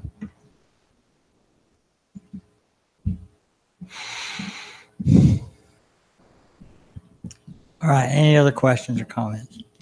My question or comments, is there going to be anything else on Sandia Road there, 2000 South, as to how we're going to work with traffic as this develops out? Is there any other thing likened to a deceleration lane or turning into Nickel Peak or anything else? I know Nichols Peak is on the other side of the road, their development, but is there anything else that would happen on that south side? And on the east side, now that there's a four-way, I'll stop there on that. Oh, you're fine. We can't require them to do anything on the outside. That's why I was just curious if there was anything else, because I was just listening to what happened with the, the Washington Field Road, wondering if there was any other thing that's on the parameter of this property that's part of Public Works and the developments. That's because of the size of the road and that there's a, I don't think the ordinance there's compels. not an ordinance, a The mandatory ordinance thing. doesn't compel. Okay, and that's what I was just I'm curious. compelled to ask for it for the mere fact that this is going to become commercial there on that, and just for the safety of traffic. I mean, certainly you can always say, you know what? No, your ordinance doesn't say it. I'm not willing to give it. But Okay. And that was just the tracing because I really feel like, the biggest concerns have been just the whole traffic is really the key issue, I feel, and the ability for people to move within the development and around the development. And I just want to make sure that I'm aware of what we're already planning to mitigate that as a city according to ordinance. The biggest reason that I have the concerns on this one is I think that's going to be your major intersection for the whole project, not only just the commercial parts. The whole project is going to have a tendency to feed. The bottom end may feed a little bit out to here, but most of that stuff's going to feed out that top right there. I agree. That's going to become your major intersection. That's The why I was top, saying. you mean the furthest north? Yeah. Out on. Out on 2000. Out on 2000? 2000 gets a lot. That's going to be the major intersection for that project. That's one of my concerns is And how does it go that way? how do we help that traffic? Well, that's kind of one of my questions. Is, Traffic yeah, is trying to get in and out of that project. And even as a larger question, as a council, as we go through these, and like, how do we, what do we even do with the traffic studies? What is, when we have an area where there's already issues with crowding and traffic and difficulties, and we're contemplating new growth, maybe you could advise us, how should we be looking at those traffic studies? What should we take away from those? So let me address just this intersection real quick and kind of how we have addressed it with Public Works, is that on a 66-foot wide roadway, normally that is striped as basically a 3-lane section, a center turn lane and a lane in each direction. It has very wide shoulders. It can be ultimately striped to a 4-lane section with no center turn lane, but we have a lane in 2 lanes in each direction, but normally that's not. It's a lower speed road. It's posted at maximum speed of 35 miles an hour. The 85-foot or 80-foot roadway normally would be posted at a 45-mile-an-hour speed limit.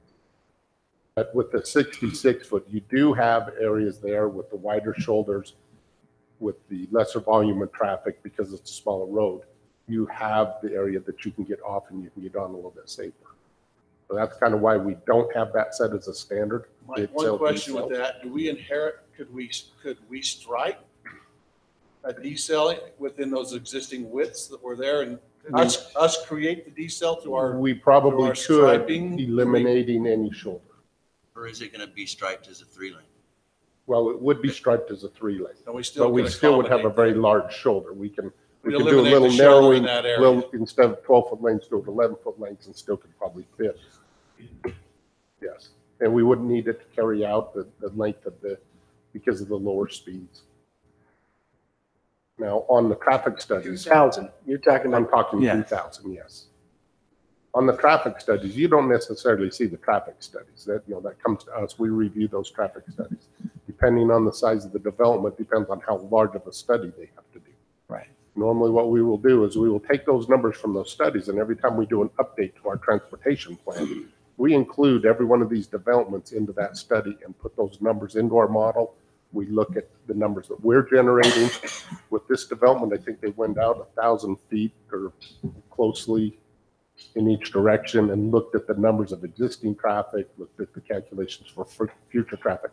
We review those numbers. If we have any kind of conflict or any questions on that, we send it out to a separate traffic engineer, usually the one that have done our master plan, have them do a review and give us a response back.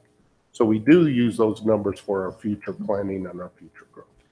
Can I mention too, because this was brought up earlier by the resident too.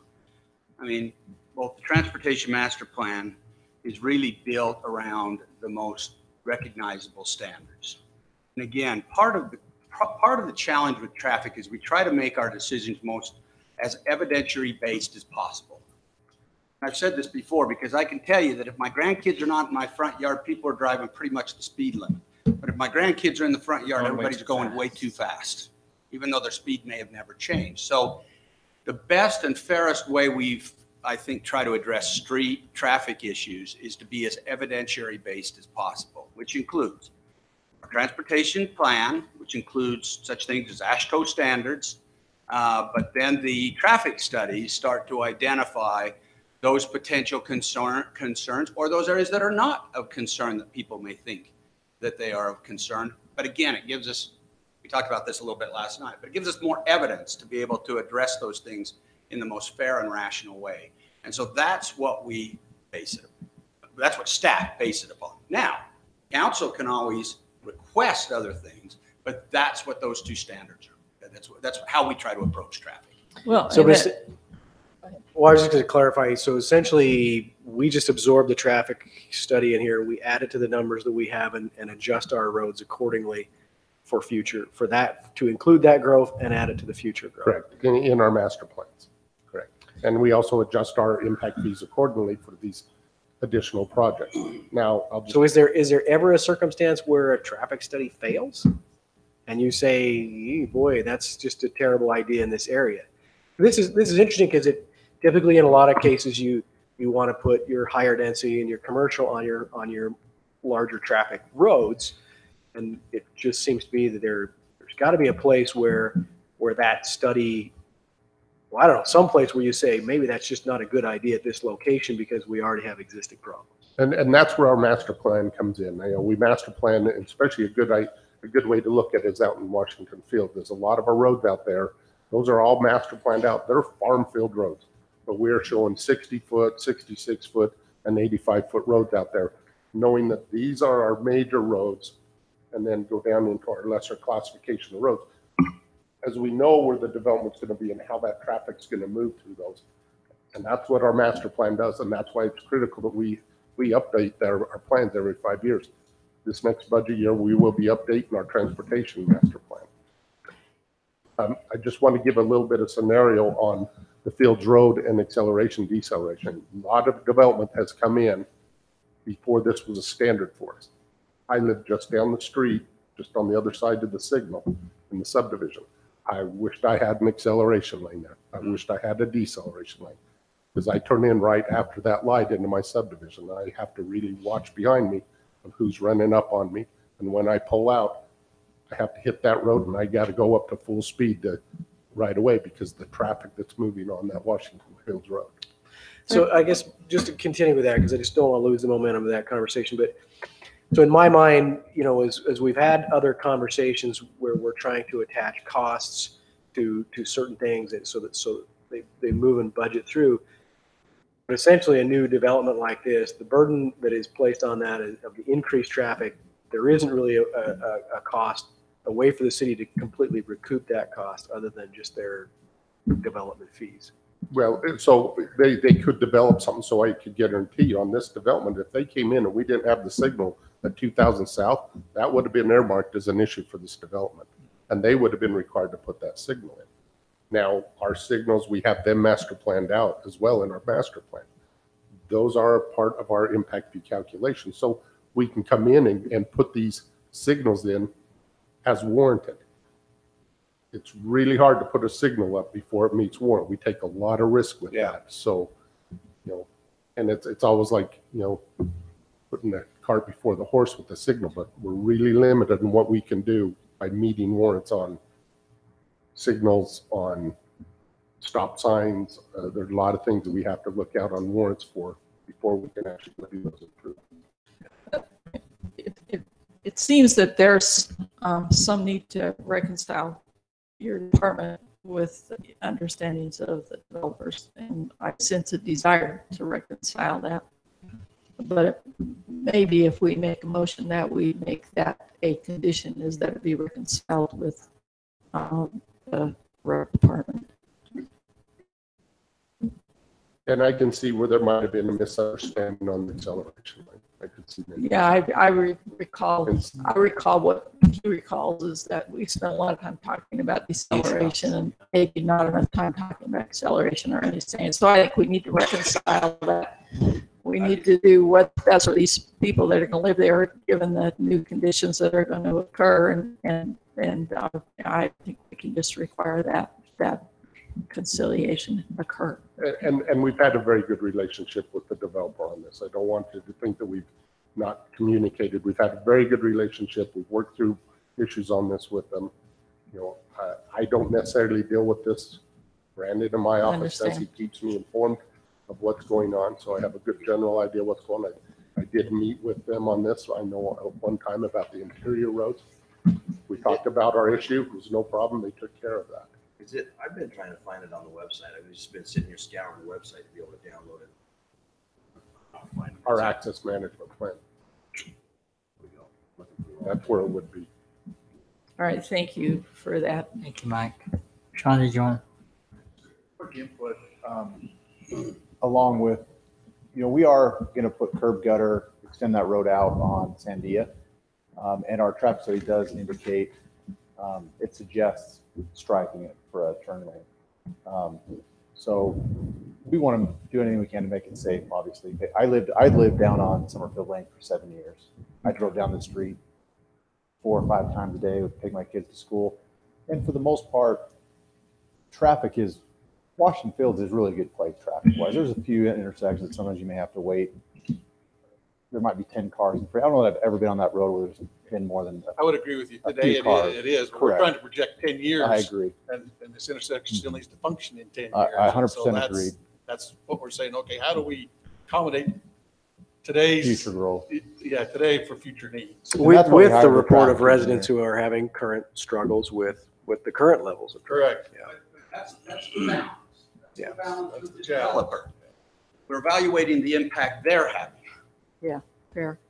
The 20 years out that they're not having, we have to accommodate through impact fees and other things. Right, and That's the balance we Right. have to make sure maintained. I get that. I guess I'm truly more concerned about the direct development, the direct effect that this will have on the current traffic and alignments.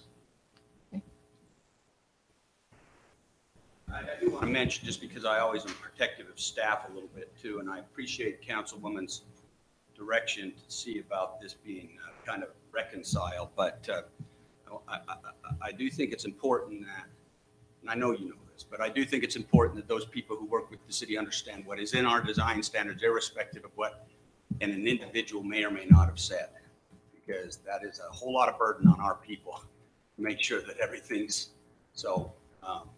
I only say that always to be protective of our staff, that, you know, it doesn't cut it if it's in the ordinance and they just didn't happen to.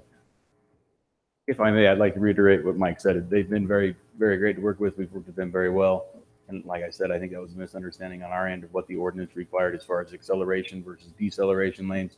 Brandon's really great to work with. Mike's really great to work with. And so we don't want to get you guys to have at all any impression that they have not been great to work with. So. Well, and I think I understand your reaction. You thought that you'd taken care of everything, and suddenly it came out. And quite frankly, I always appreciate Councilman Turk's reaction that we're going to take care of things as best we can do it as a council. And, I regret if it ends up in some misunderstanding that we think we can resolve. I think we can resolve it. And I think we can add that to the motion. And secondary to everything that's been said, I feel like it's been addressed well. I'm really looking forward to see what's proposed by staff on Sandia Road. I'm really interested to seeing getting in and out. And as a city, we're concerned with residents in Nichols Peak also with this development. So I like to just see how that gets proposed as we move forward. I think that needs to be a priority. Also, one other question. In the public hearing, we had some discussion about the trail. There being a trail at the foot of the hill down to the parkway. Is that something that still kind of came out to the public hearing? Is, oh yeah, we could probably do something like that? Yeah, I think that's You're what would be of great benefit to the residents to have we're going to create a berm area as we've discussed before. And I think it'd be really easy to call that a walking trail and give them access over to wrap around that they can access the trailhead up to. Yeah, the top I would like to mountain. see some kind of I would say treatment. That might not be the appropriate term. Sure. That they know what the trail is. And well, there's a berm and you can walk there. That's a trail. Sure, absolutely. I'd like to see it so that they realize it's a trail that Yeah, make is it an obvious and path. where it's, yeah, exactly. It's an obvious path, whether it's, road base, whether it's, Chat or some something. chat, something that dictates, here's a walking path for you to utilize. Yeah, I think that was great Just advice to do. alongside 11 and 20 right there. Just alongside, against the hill down to the park. So Because basically, there's already sidewalk. on yeah, it. for here, but then you have to go here, you have to, you have No, that's to. what I mean, between 11 and 20, to the side Yeah. of 11 and 20 is what we're talking about. Well, I'm talking about, yeah. Yeah. Because is there side, Yeah, I didn't right think there was through there. sidewalk on this upper end. No. There is on one side of the road. There's not Yeah, on, but there's they're not on the against the hillside. hill. Yeah, against the hill, there is no sidewalk, and that's what I'm saying, if we could get it against that hill, to me, it makes it a nice little walking corridor down to your park area, and it encourages people to Well, utilize it. we have a swell there for concrete water, a gutter, basically a Correct. large one. So we think that the people would walk on the sidewalk along there, so there's no reason to walk along the hillside. There's not going to be many people walking along there. But then put in a shortcut along 11 and 20, Going which I think is a into good idea. That's what we thought made a lot of sense. So do the walking Wow. path right there. As long as it has that ability. To me, for I pedestrians personally on that liked side. it along the hillside for a couple of reasons. Number one, you encourage people to get away from the roadway.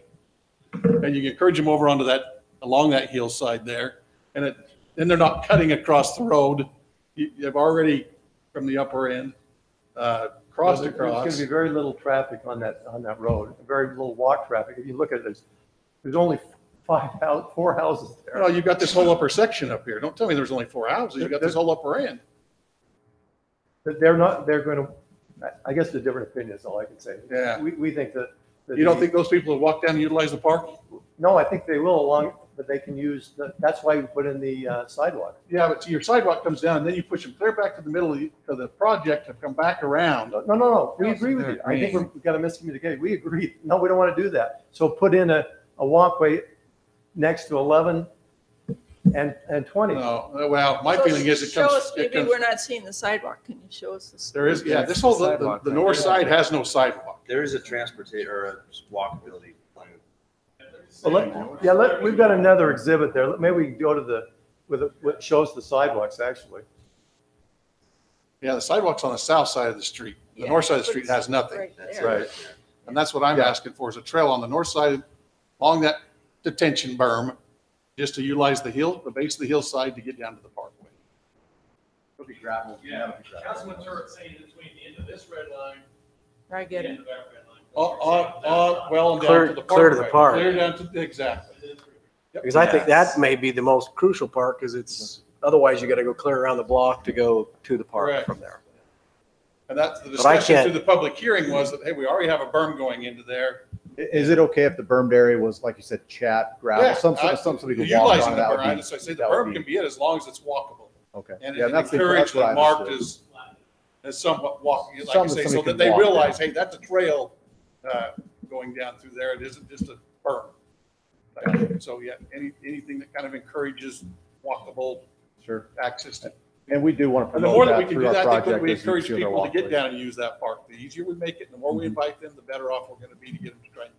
I agree. We put some nice amenities in here. We want to create with our trail systems. We want people to have access, easy access to walk down and get Yeah, I around. just knew we'd discuss. I just wanted to make sure you're still amenable and clear. Yeah, I mean, we're going to have that channel there. Anyway. And it's not, it's, when I say channel, it'll be substantial in size to make it easily walk down. Do we have the elevation vision from the road out there across the townhomes? Is what that looks like.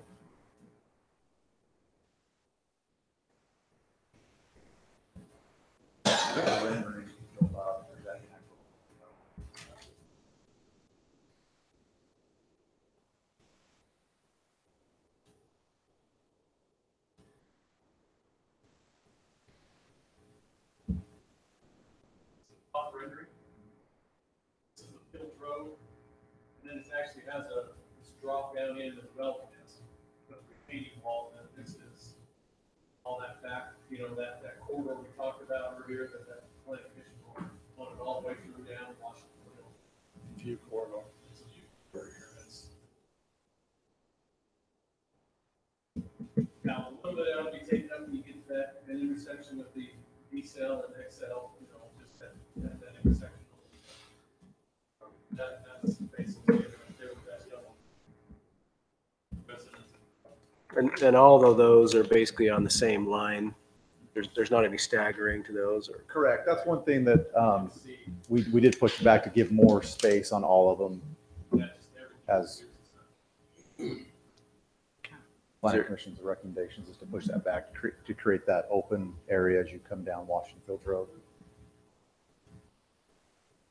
Because before we did have some more staggered in and out so that there was some pinch points that were close to the road. And so we just had our discussion last night about parking. Will you remind me where we're at with the parking in this? Yeah.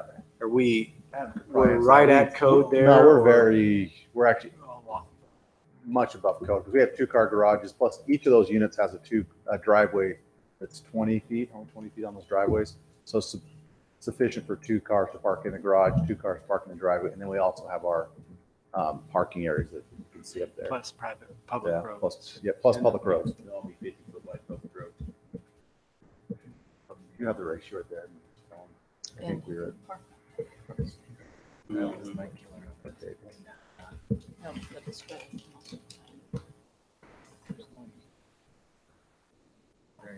we have. Yeah, if you go, that was it, Drew. Down, right there. That guy right in there. And then you zoom in and up to the right, a little table there. But there's 19 off-street parking required. That's for guests, and we have, I think we have 30.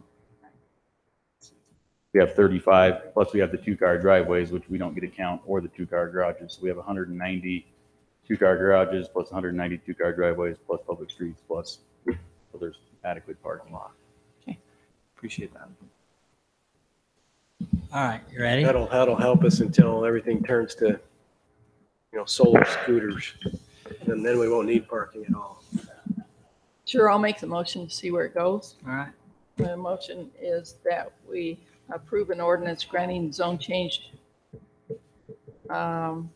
request Z 1815 to change the zoning designation from ag 20-acre lots to planned unit development residential at approximately 1800 South Washington Fields Road, with the conditions that on the burn there be trail, and behind 11 and 20 there be trail sufficient to get to the park, and on the condition that there be reconciliation with the XL as well as the DCell lanes, working with our streets department. Yes.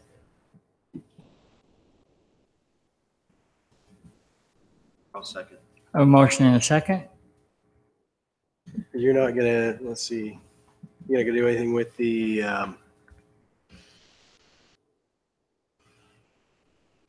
townhomes bordering the commercial property you had mentioned on that? No, those are suggestions, but not requirements. I guess as a point of discussion before I vote on this, I appreciate the public that's come out on this. I appreciate the developers and the council and talking. I've just struggled looking at the constitutionality of this, considering that a person sold their property because their family didn't want to continue what they had. While I lament losing the fields, I do fully recognize their right to sell their property, which is driving a lot of my rationale and what we're trying to do to make this move forward. So I just think it just needs to be anchored around the value of the constitutionality of the person selling his property, and my vote in whatever is going to happen. So I'm open to go forward. The one thing that I didn't get brought out here is there is a math difference between the density there based on it's a PUD, and I guess it bothers me a little bit that some people in the planning commission and the staff and the developer can come up with the counts that were not more clear on that. And I'm just looking forward in more of these PUDs. I think rightly so. We want them to go forward in the city. That'd be a benefit to us. It does bother me a little bit that we have different schools of math on that. Well, for me, the different schools of math was, do you do the math calculation based on Nice and Hill, or do you do the math calculation based on the reduction of the commercial property to the tune of about 7 acres? And do the density. Well, I think either way, we're taking out Nice and Hill with all of it, right? Because I don't really think I'm we're not gonna. looking at Nice and Hill as having density to it. I look at it. You're granting more downgrade of density commercial. because of the downgrade of the commercial.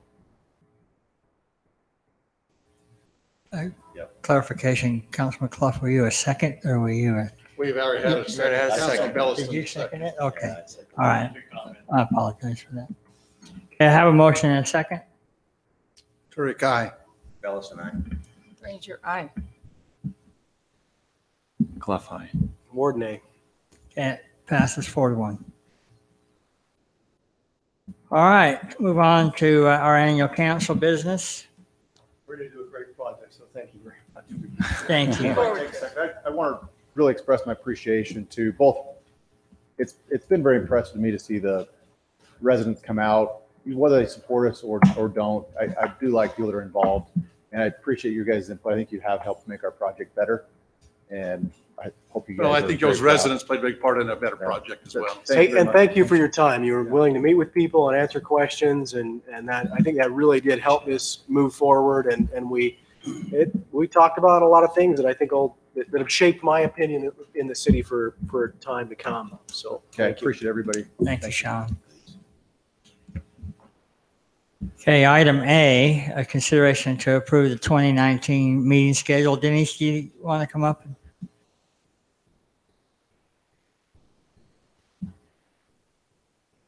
Good evening. I've gone through the calendar for this next year, and on the exhibit that looks like a plat, it kind of lists all the events that I thought you guys would be attending and put on there whether they would be a conflict or not. Compared to last year, we have a lot more meetings this year because the holidays aren't conflicting quite as much like the 4th of, like they did last year. So on the actual notice part, I've looked at it. All the public forums will be moved to the end of the month on our quarterly month, which is something I really enjoy because when the newsletters go out, it gives time for people to decide if they want to come to our public forums. So where we have them at the end of the month, I recommend. And it's not like anybody's coming to them now. They have to change their thinking of when they come. Yeah. Yeah. That's great. I appreciate it. Thank you for being. And then, so the council meetings that I recommend that we cancel would be July 24th. It's a Wednesday. September 10th and 11th, that is the meetings of your League of Cities and Towns. November 24th is the Wednesday before Thanksgiving, and then Christmas Eve and Christmas. And then on the 13th is the primary election, and I just recommend that we move it from Tuesday, our workshop from Tuesday to Wednesday before our meeting like we've done with other meetings. It's really too late to cancel this meeting anyway, so. This one? Yeah. Yeah, I'm sorry. You'll post all this You on could. our phones, right? Yeah, and it'll be on our website and I'll go through and make sure calendars are all up to date. Great. And I've added your meeting for the 25th Yeah. on there, and then February 18th, is it, Roger? The 18th of February? I don't have it. No, so the Okay. 18th through the 20th. Never mind, I'll let of- Roger. No, it's okay. The 18th through 20th of February was our normally scheduled trip to the legislature. So we usually leave on, and of course, some of you go separate, but we usually leave on President's Day. They're not convened at President's Day, but we usually leave that afternoon. We're usually on the Hill on Tuesday morning and come back on Wednesday. That's typically the 18th. So I've kind of put those on your calendars, but we'll get your rooms booked and send you notices again. Are there any questions on these? Yeah, would you send us notice also on that legislative? Yes, I'll put it on your calendars. You bet. What was the date on that again? I'm The sorry. 18th through the 20th. We'll leave on the 18th, go to the Capitol, and then back on the 20th. Are you looking for a motion looking to? for a motion, Please. I'll make a motion that we approve our 2019 meeting schedule for our city council as has been shown to us by Denise. Second. Motion and second. Ward, aye. Clough, aye. Granger, aye. Ellis and I. Turek, aye. All right, thank you. We'll go on to item B, consideration to approve the 2019 council members' assignments. Councilman Clough brought up one that could be a new one. What was that? It was what was it, volunteer? I gotta say, I have it pulled up so I don't say this wrong. It is listed as the Volunteer Assistance Committee. Assistant, that's right. This is something that's been pushed specifically by one of our awesome employees, Cole Staley. He wants to find ways to create more community involvement and a concept of a service project arm / supporting events and everything else to try to drive more volunteers and opportunities for people to just donate to our community through their abilities to what they have.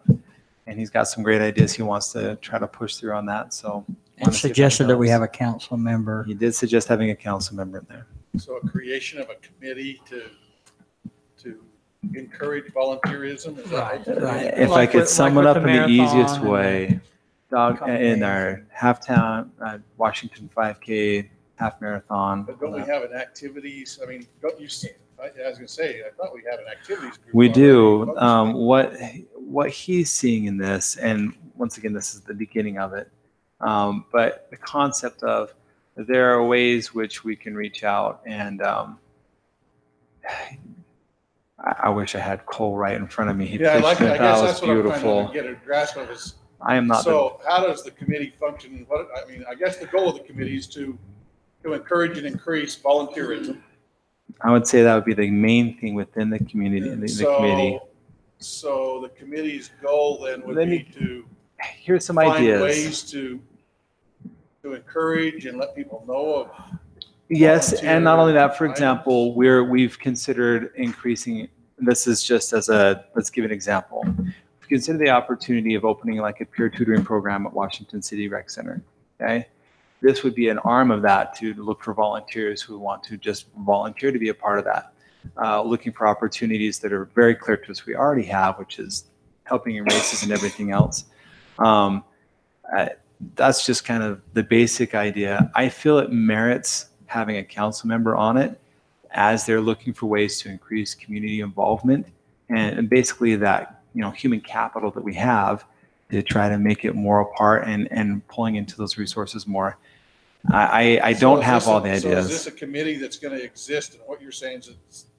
Yeah, can I add? Is can I that add? the council? Please member should be part of add. it? So technically, there's already a committee. Matter of fact, we got a page right now on our website that says making a difference. And it shows actually one of the recent activities that was done by the Valley of Grace Church down in. It's been created. So what you're saying is Have a council member needs to be in it, assigned. yes. We don't see, we don't see. That make a little more. I was looking there, Tripping over this. I'm sorry for not explaining it well. It does exist. It's Oh, already there. Just needs a council member assigned. Yes. All right. Okay. Enough said. I apologize for not being as No prepared as I worries. should No, have no, on no. explaining I- that. But yes, there's some good things in it. And I think Councilman Clough would be the perfect one to It's not a traffic study. initiate that. I would love to do it. Sure. Okay, I know you would. I know that we don't have the list. Is there a list on of the assignments? It's on there. Is it on there? We have it. My thinking is I would keep you all in your same committees unless you have a burning desire to do something else. And if there's another council member on that you work that out with each other. I would like to just point out one at this time, Mayor, with me moving into this volunteer, one that we just barely brought up, and also looking into issues that happened over this year where we have a planning commission where there's already 2 council members going to that. If I can be relieved from that, one, for the opportunity to allow other council members to drop in whenever there's a specific thing that they want to come in and see, keeping within the easy parameters if there's only 2 council members at this particular meeting, unless it's special. I would be fine stepping down off of the planning commission with the intent of moving into this other committee that we're just barely starting. Less involvement. Okay with that. Okay. Yeah, absolutely. Where's the list?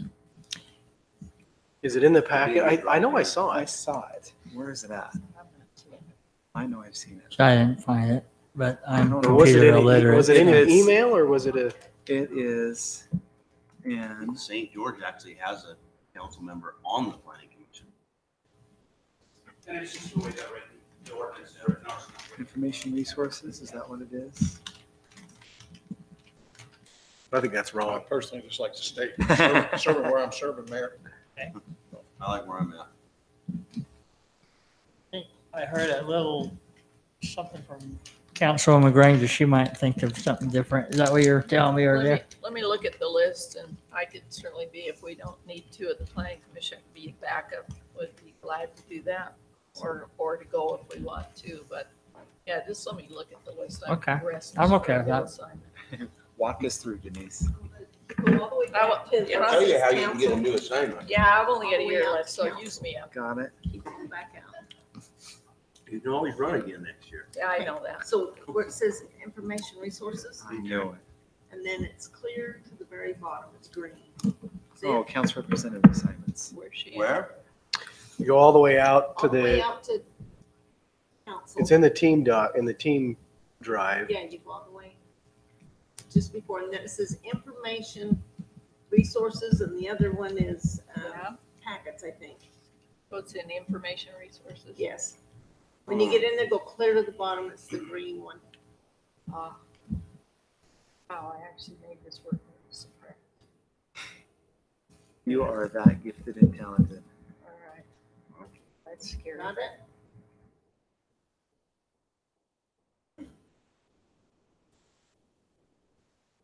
In the interest of time, look that over. If there's anything you want to change, either get with the council member who's there or get with me and we can arm wrestle. You want somebody for the power? Well, I'm not. No, I'd like to stay on the power for another year.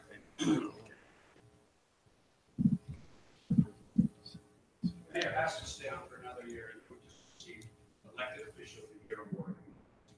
Congratulations. Because I didn't fall, Nicely done. because I didn't fall asleep at the last you had. Wow. That's his guess, and that's the honor. He's back, no new business. So I don't know if we need a consideration to approve do we need to officially? Okay. I'll entertain a motion to approve the 2019 council member assignments. So moved. Seconded. Motion and second. Turek, aye. Bellis and I. Ranger, I. Clef eye. Ward eye. Thank you. Item C, to consider electing a 2019 Mayor Pro Tem. I'd like to continue to ask Councilman Turk if he would be willing to. Don't we have to nominate him? I'd like I to nominate.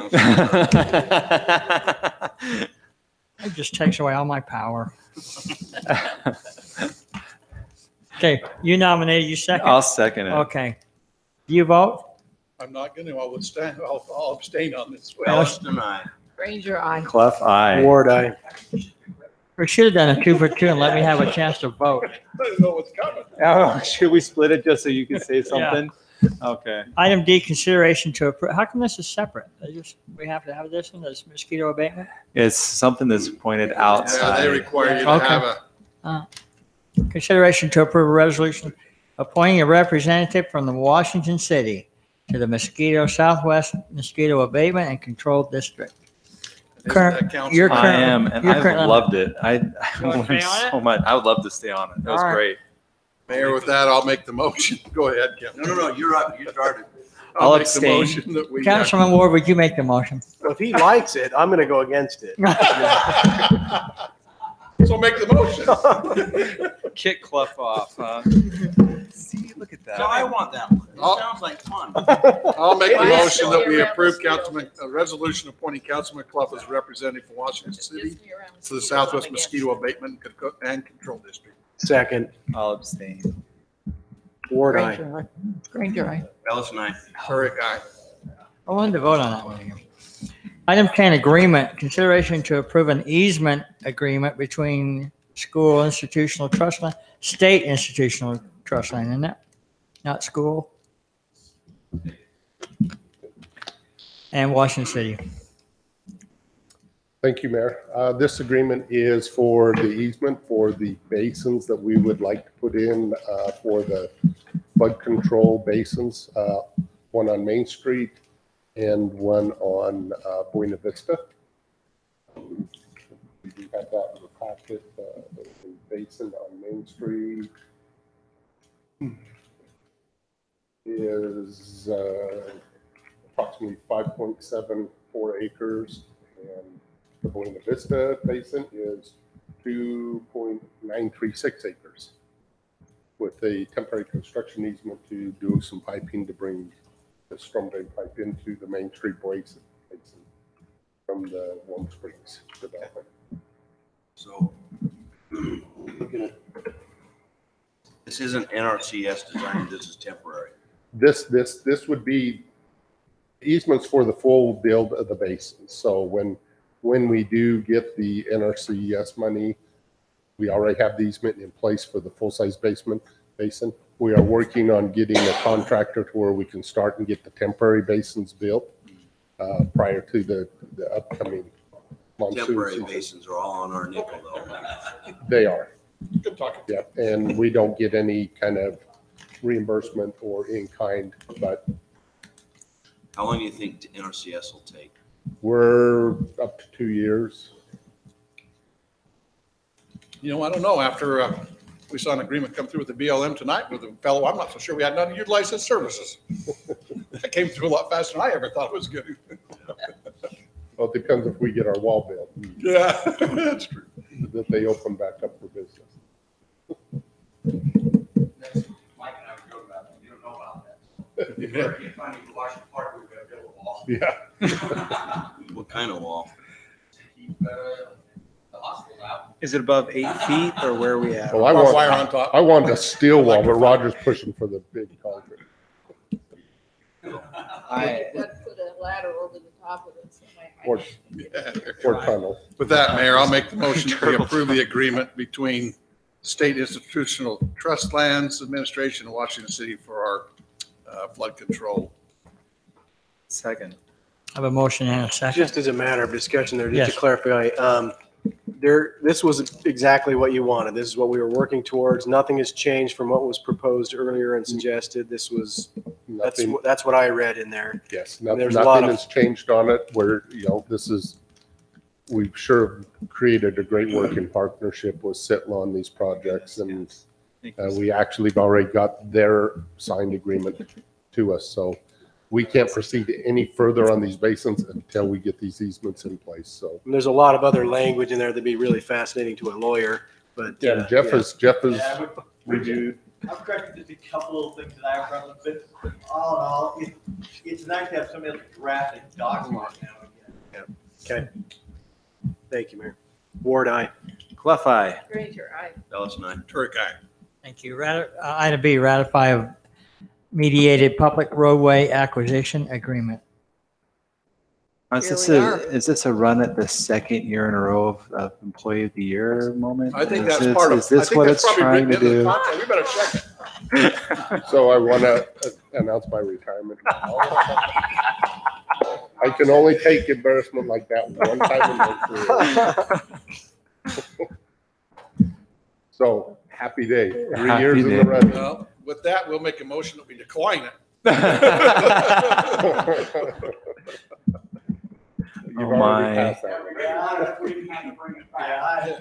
Wow. I gotta tell you, this is the best for me right now. Just a side note, I think it was important that Mike and I be at that meeting yesterday, the COG meeting. That's why I was asked to be excused from your fun time yesterday. So, but it worked out really well. Yeah, it was adjusting our funding for the Uh-huh. purchase of this property and moving it from loan to grant money. So everything worked out great. Terrific. I needed the mayor there. Saved us $1 million, huh? $500,000. Did good. 600,000. Yeah, it's terrific.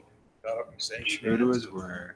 So with that, I even the very last minute, we finally got a signature yesterday at about 4:30 on this. So Was late- I'm as gonna late miss as it talking could be. about it. Seriously, it has Yeah. been lively. Doug, we'll have plenty of other things to talk about. And you all have said just a minor change that were made, and that's, I mean, that's the only reason it's here. Ah. Minor changes, not red line yesterday. That's, Didn't change it, that's it. I highly applaud Oh, okay, all so efforts. I miss those then. So we changed, the one was give them some flexibility on their wall, right? that was the big Exact- thing in it. They Wanted really wall. wanted a block wall on one side. That should of the be We- revenue neutral. It's not shouldn't really affect the, It's a slight increase in the Okay. cost. We pulled out the subs of utilities in there, removed that. I have it, Jeff. Okay. I just forgot to go look back over it.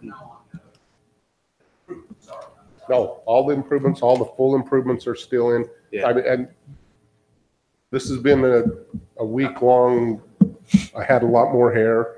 I had some color to it before this started. But this has been a long drawn out back and forth. I've got that Brian Adams has been the rock star in this, dealing with his father and his family. And I told him that I would buy him a steak dinner for this, so, and I will. Yeah, I mean, Brian was great through all this. So there was negotiation. We dropped things out. We added a little bit more into the project. I can give you our total cost. So our total cost that we're putting into this, over and above what we would do if it was just a single road, would be $475,025. That's our cost of the improvements. That's the cost of the wall. Those would be over and above. So if we had to go through the condemnation process, we would have been $535,000 just for the property. Plus we would have been out our, everything we've spent. So we get reimbursed for survey, appraisals, and all costs involved in acquiring the land, the rollback taxes. So we'd be about $600. The grant. Yeah, so Mike called at the last minute with the wall issue, and it's about at the upper end. The difference would be around 42,000. I told him that made sense as long as it was signed within 2 hours. And they got it signed within 2 hours, but I didn't feel like we could lose 600,000 for that. The difference between what you've already approved, what you have approved, and is still approved, just to ratify, is just the 20, basically 20 to 40,000 difference. The other, everything else was in it. It's an adjustment of a couple million. The block wall, I got 2 quotes on it, one at $45 a foot, one at $55 a foot. We used the $55 a foot for our numbers in here. And that came in about $67,000. We're about $20,000 to stub the utilities into their property. We removed that out. It put us around 47, but we would be more around the $45 a foot, which puts us right down about $38,000 additional cost. Ouch. No, still. Yeah. Okay. Fine. Who's going to make this landmark? She's got it. Got it, Pauline? I'll landmark you today. Landmark it. It's because I'm not rerunning.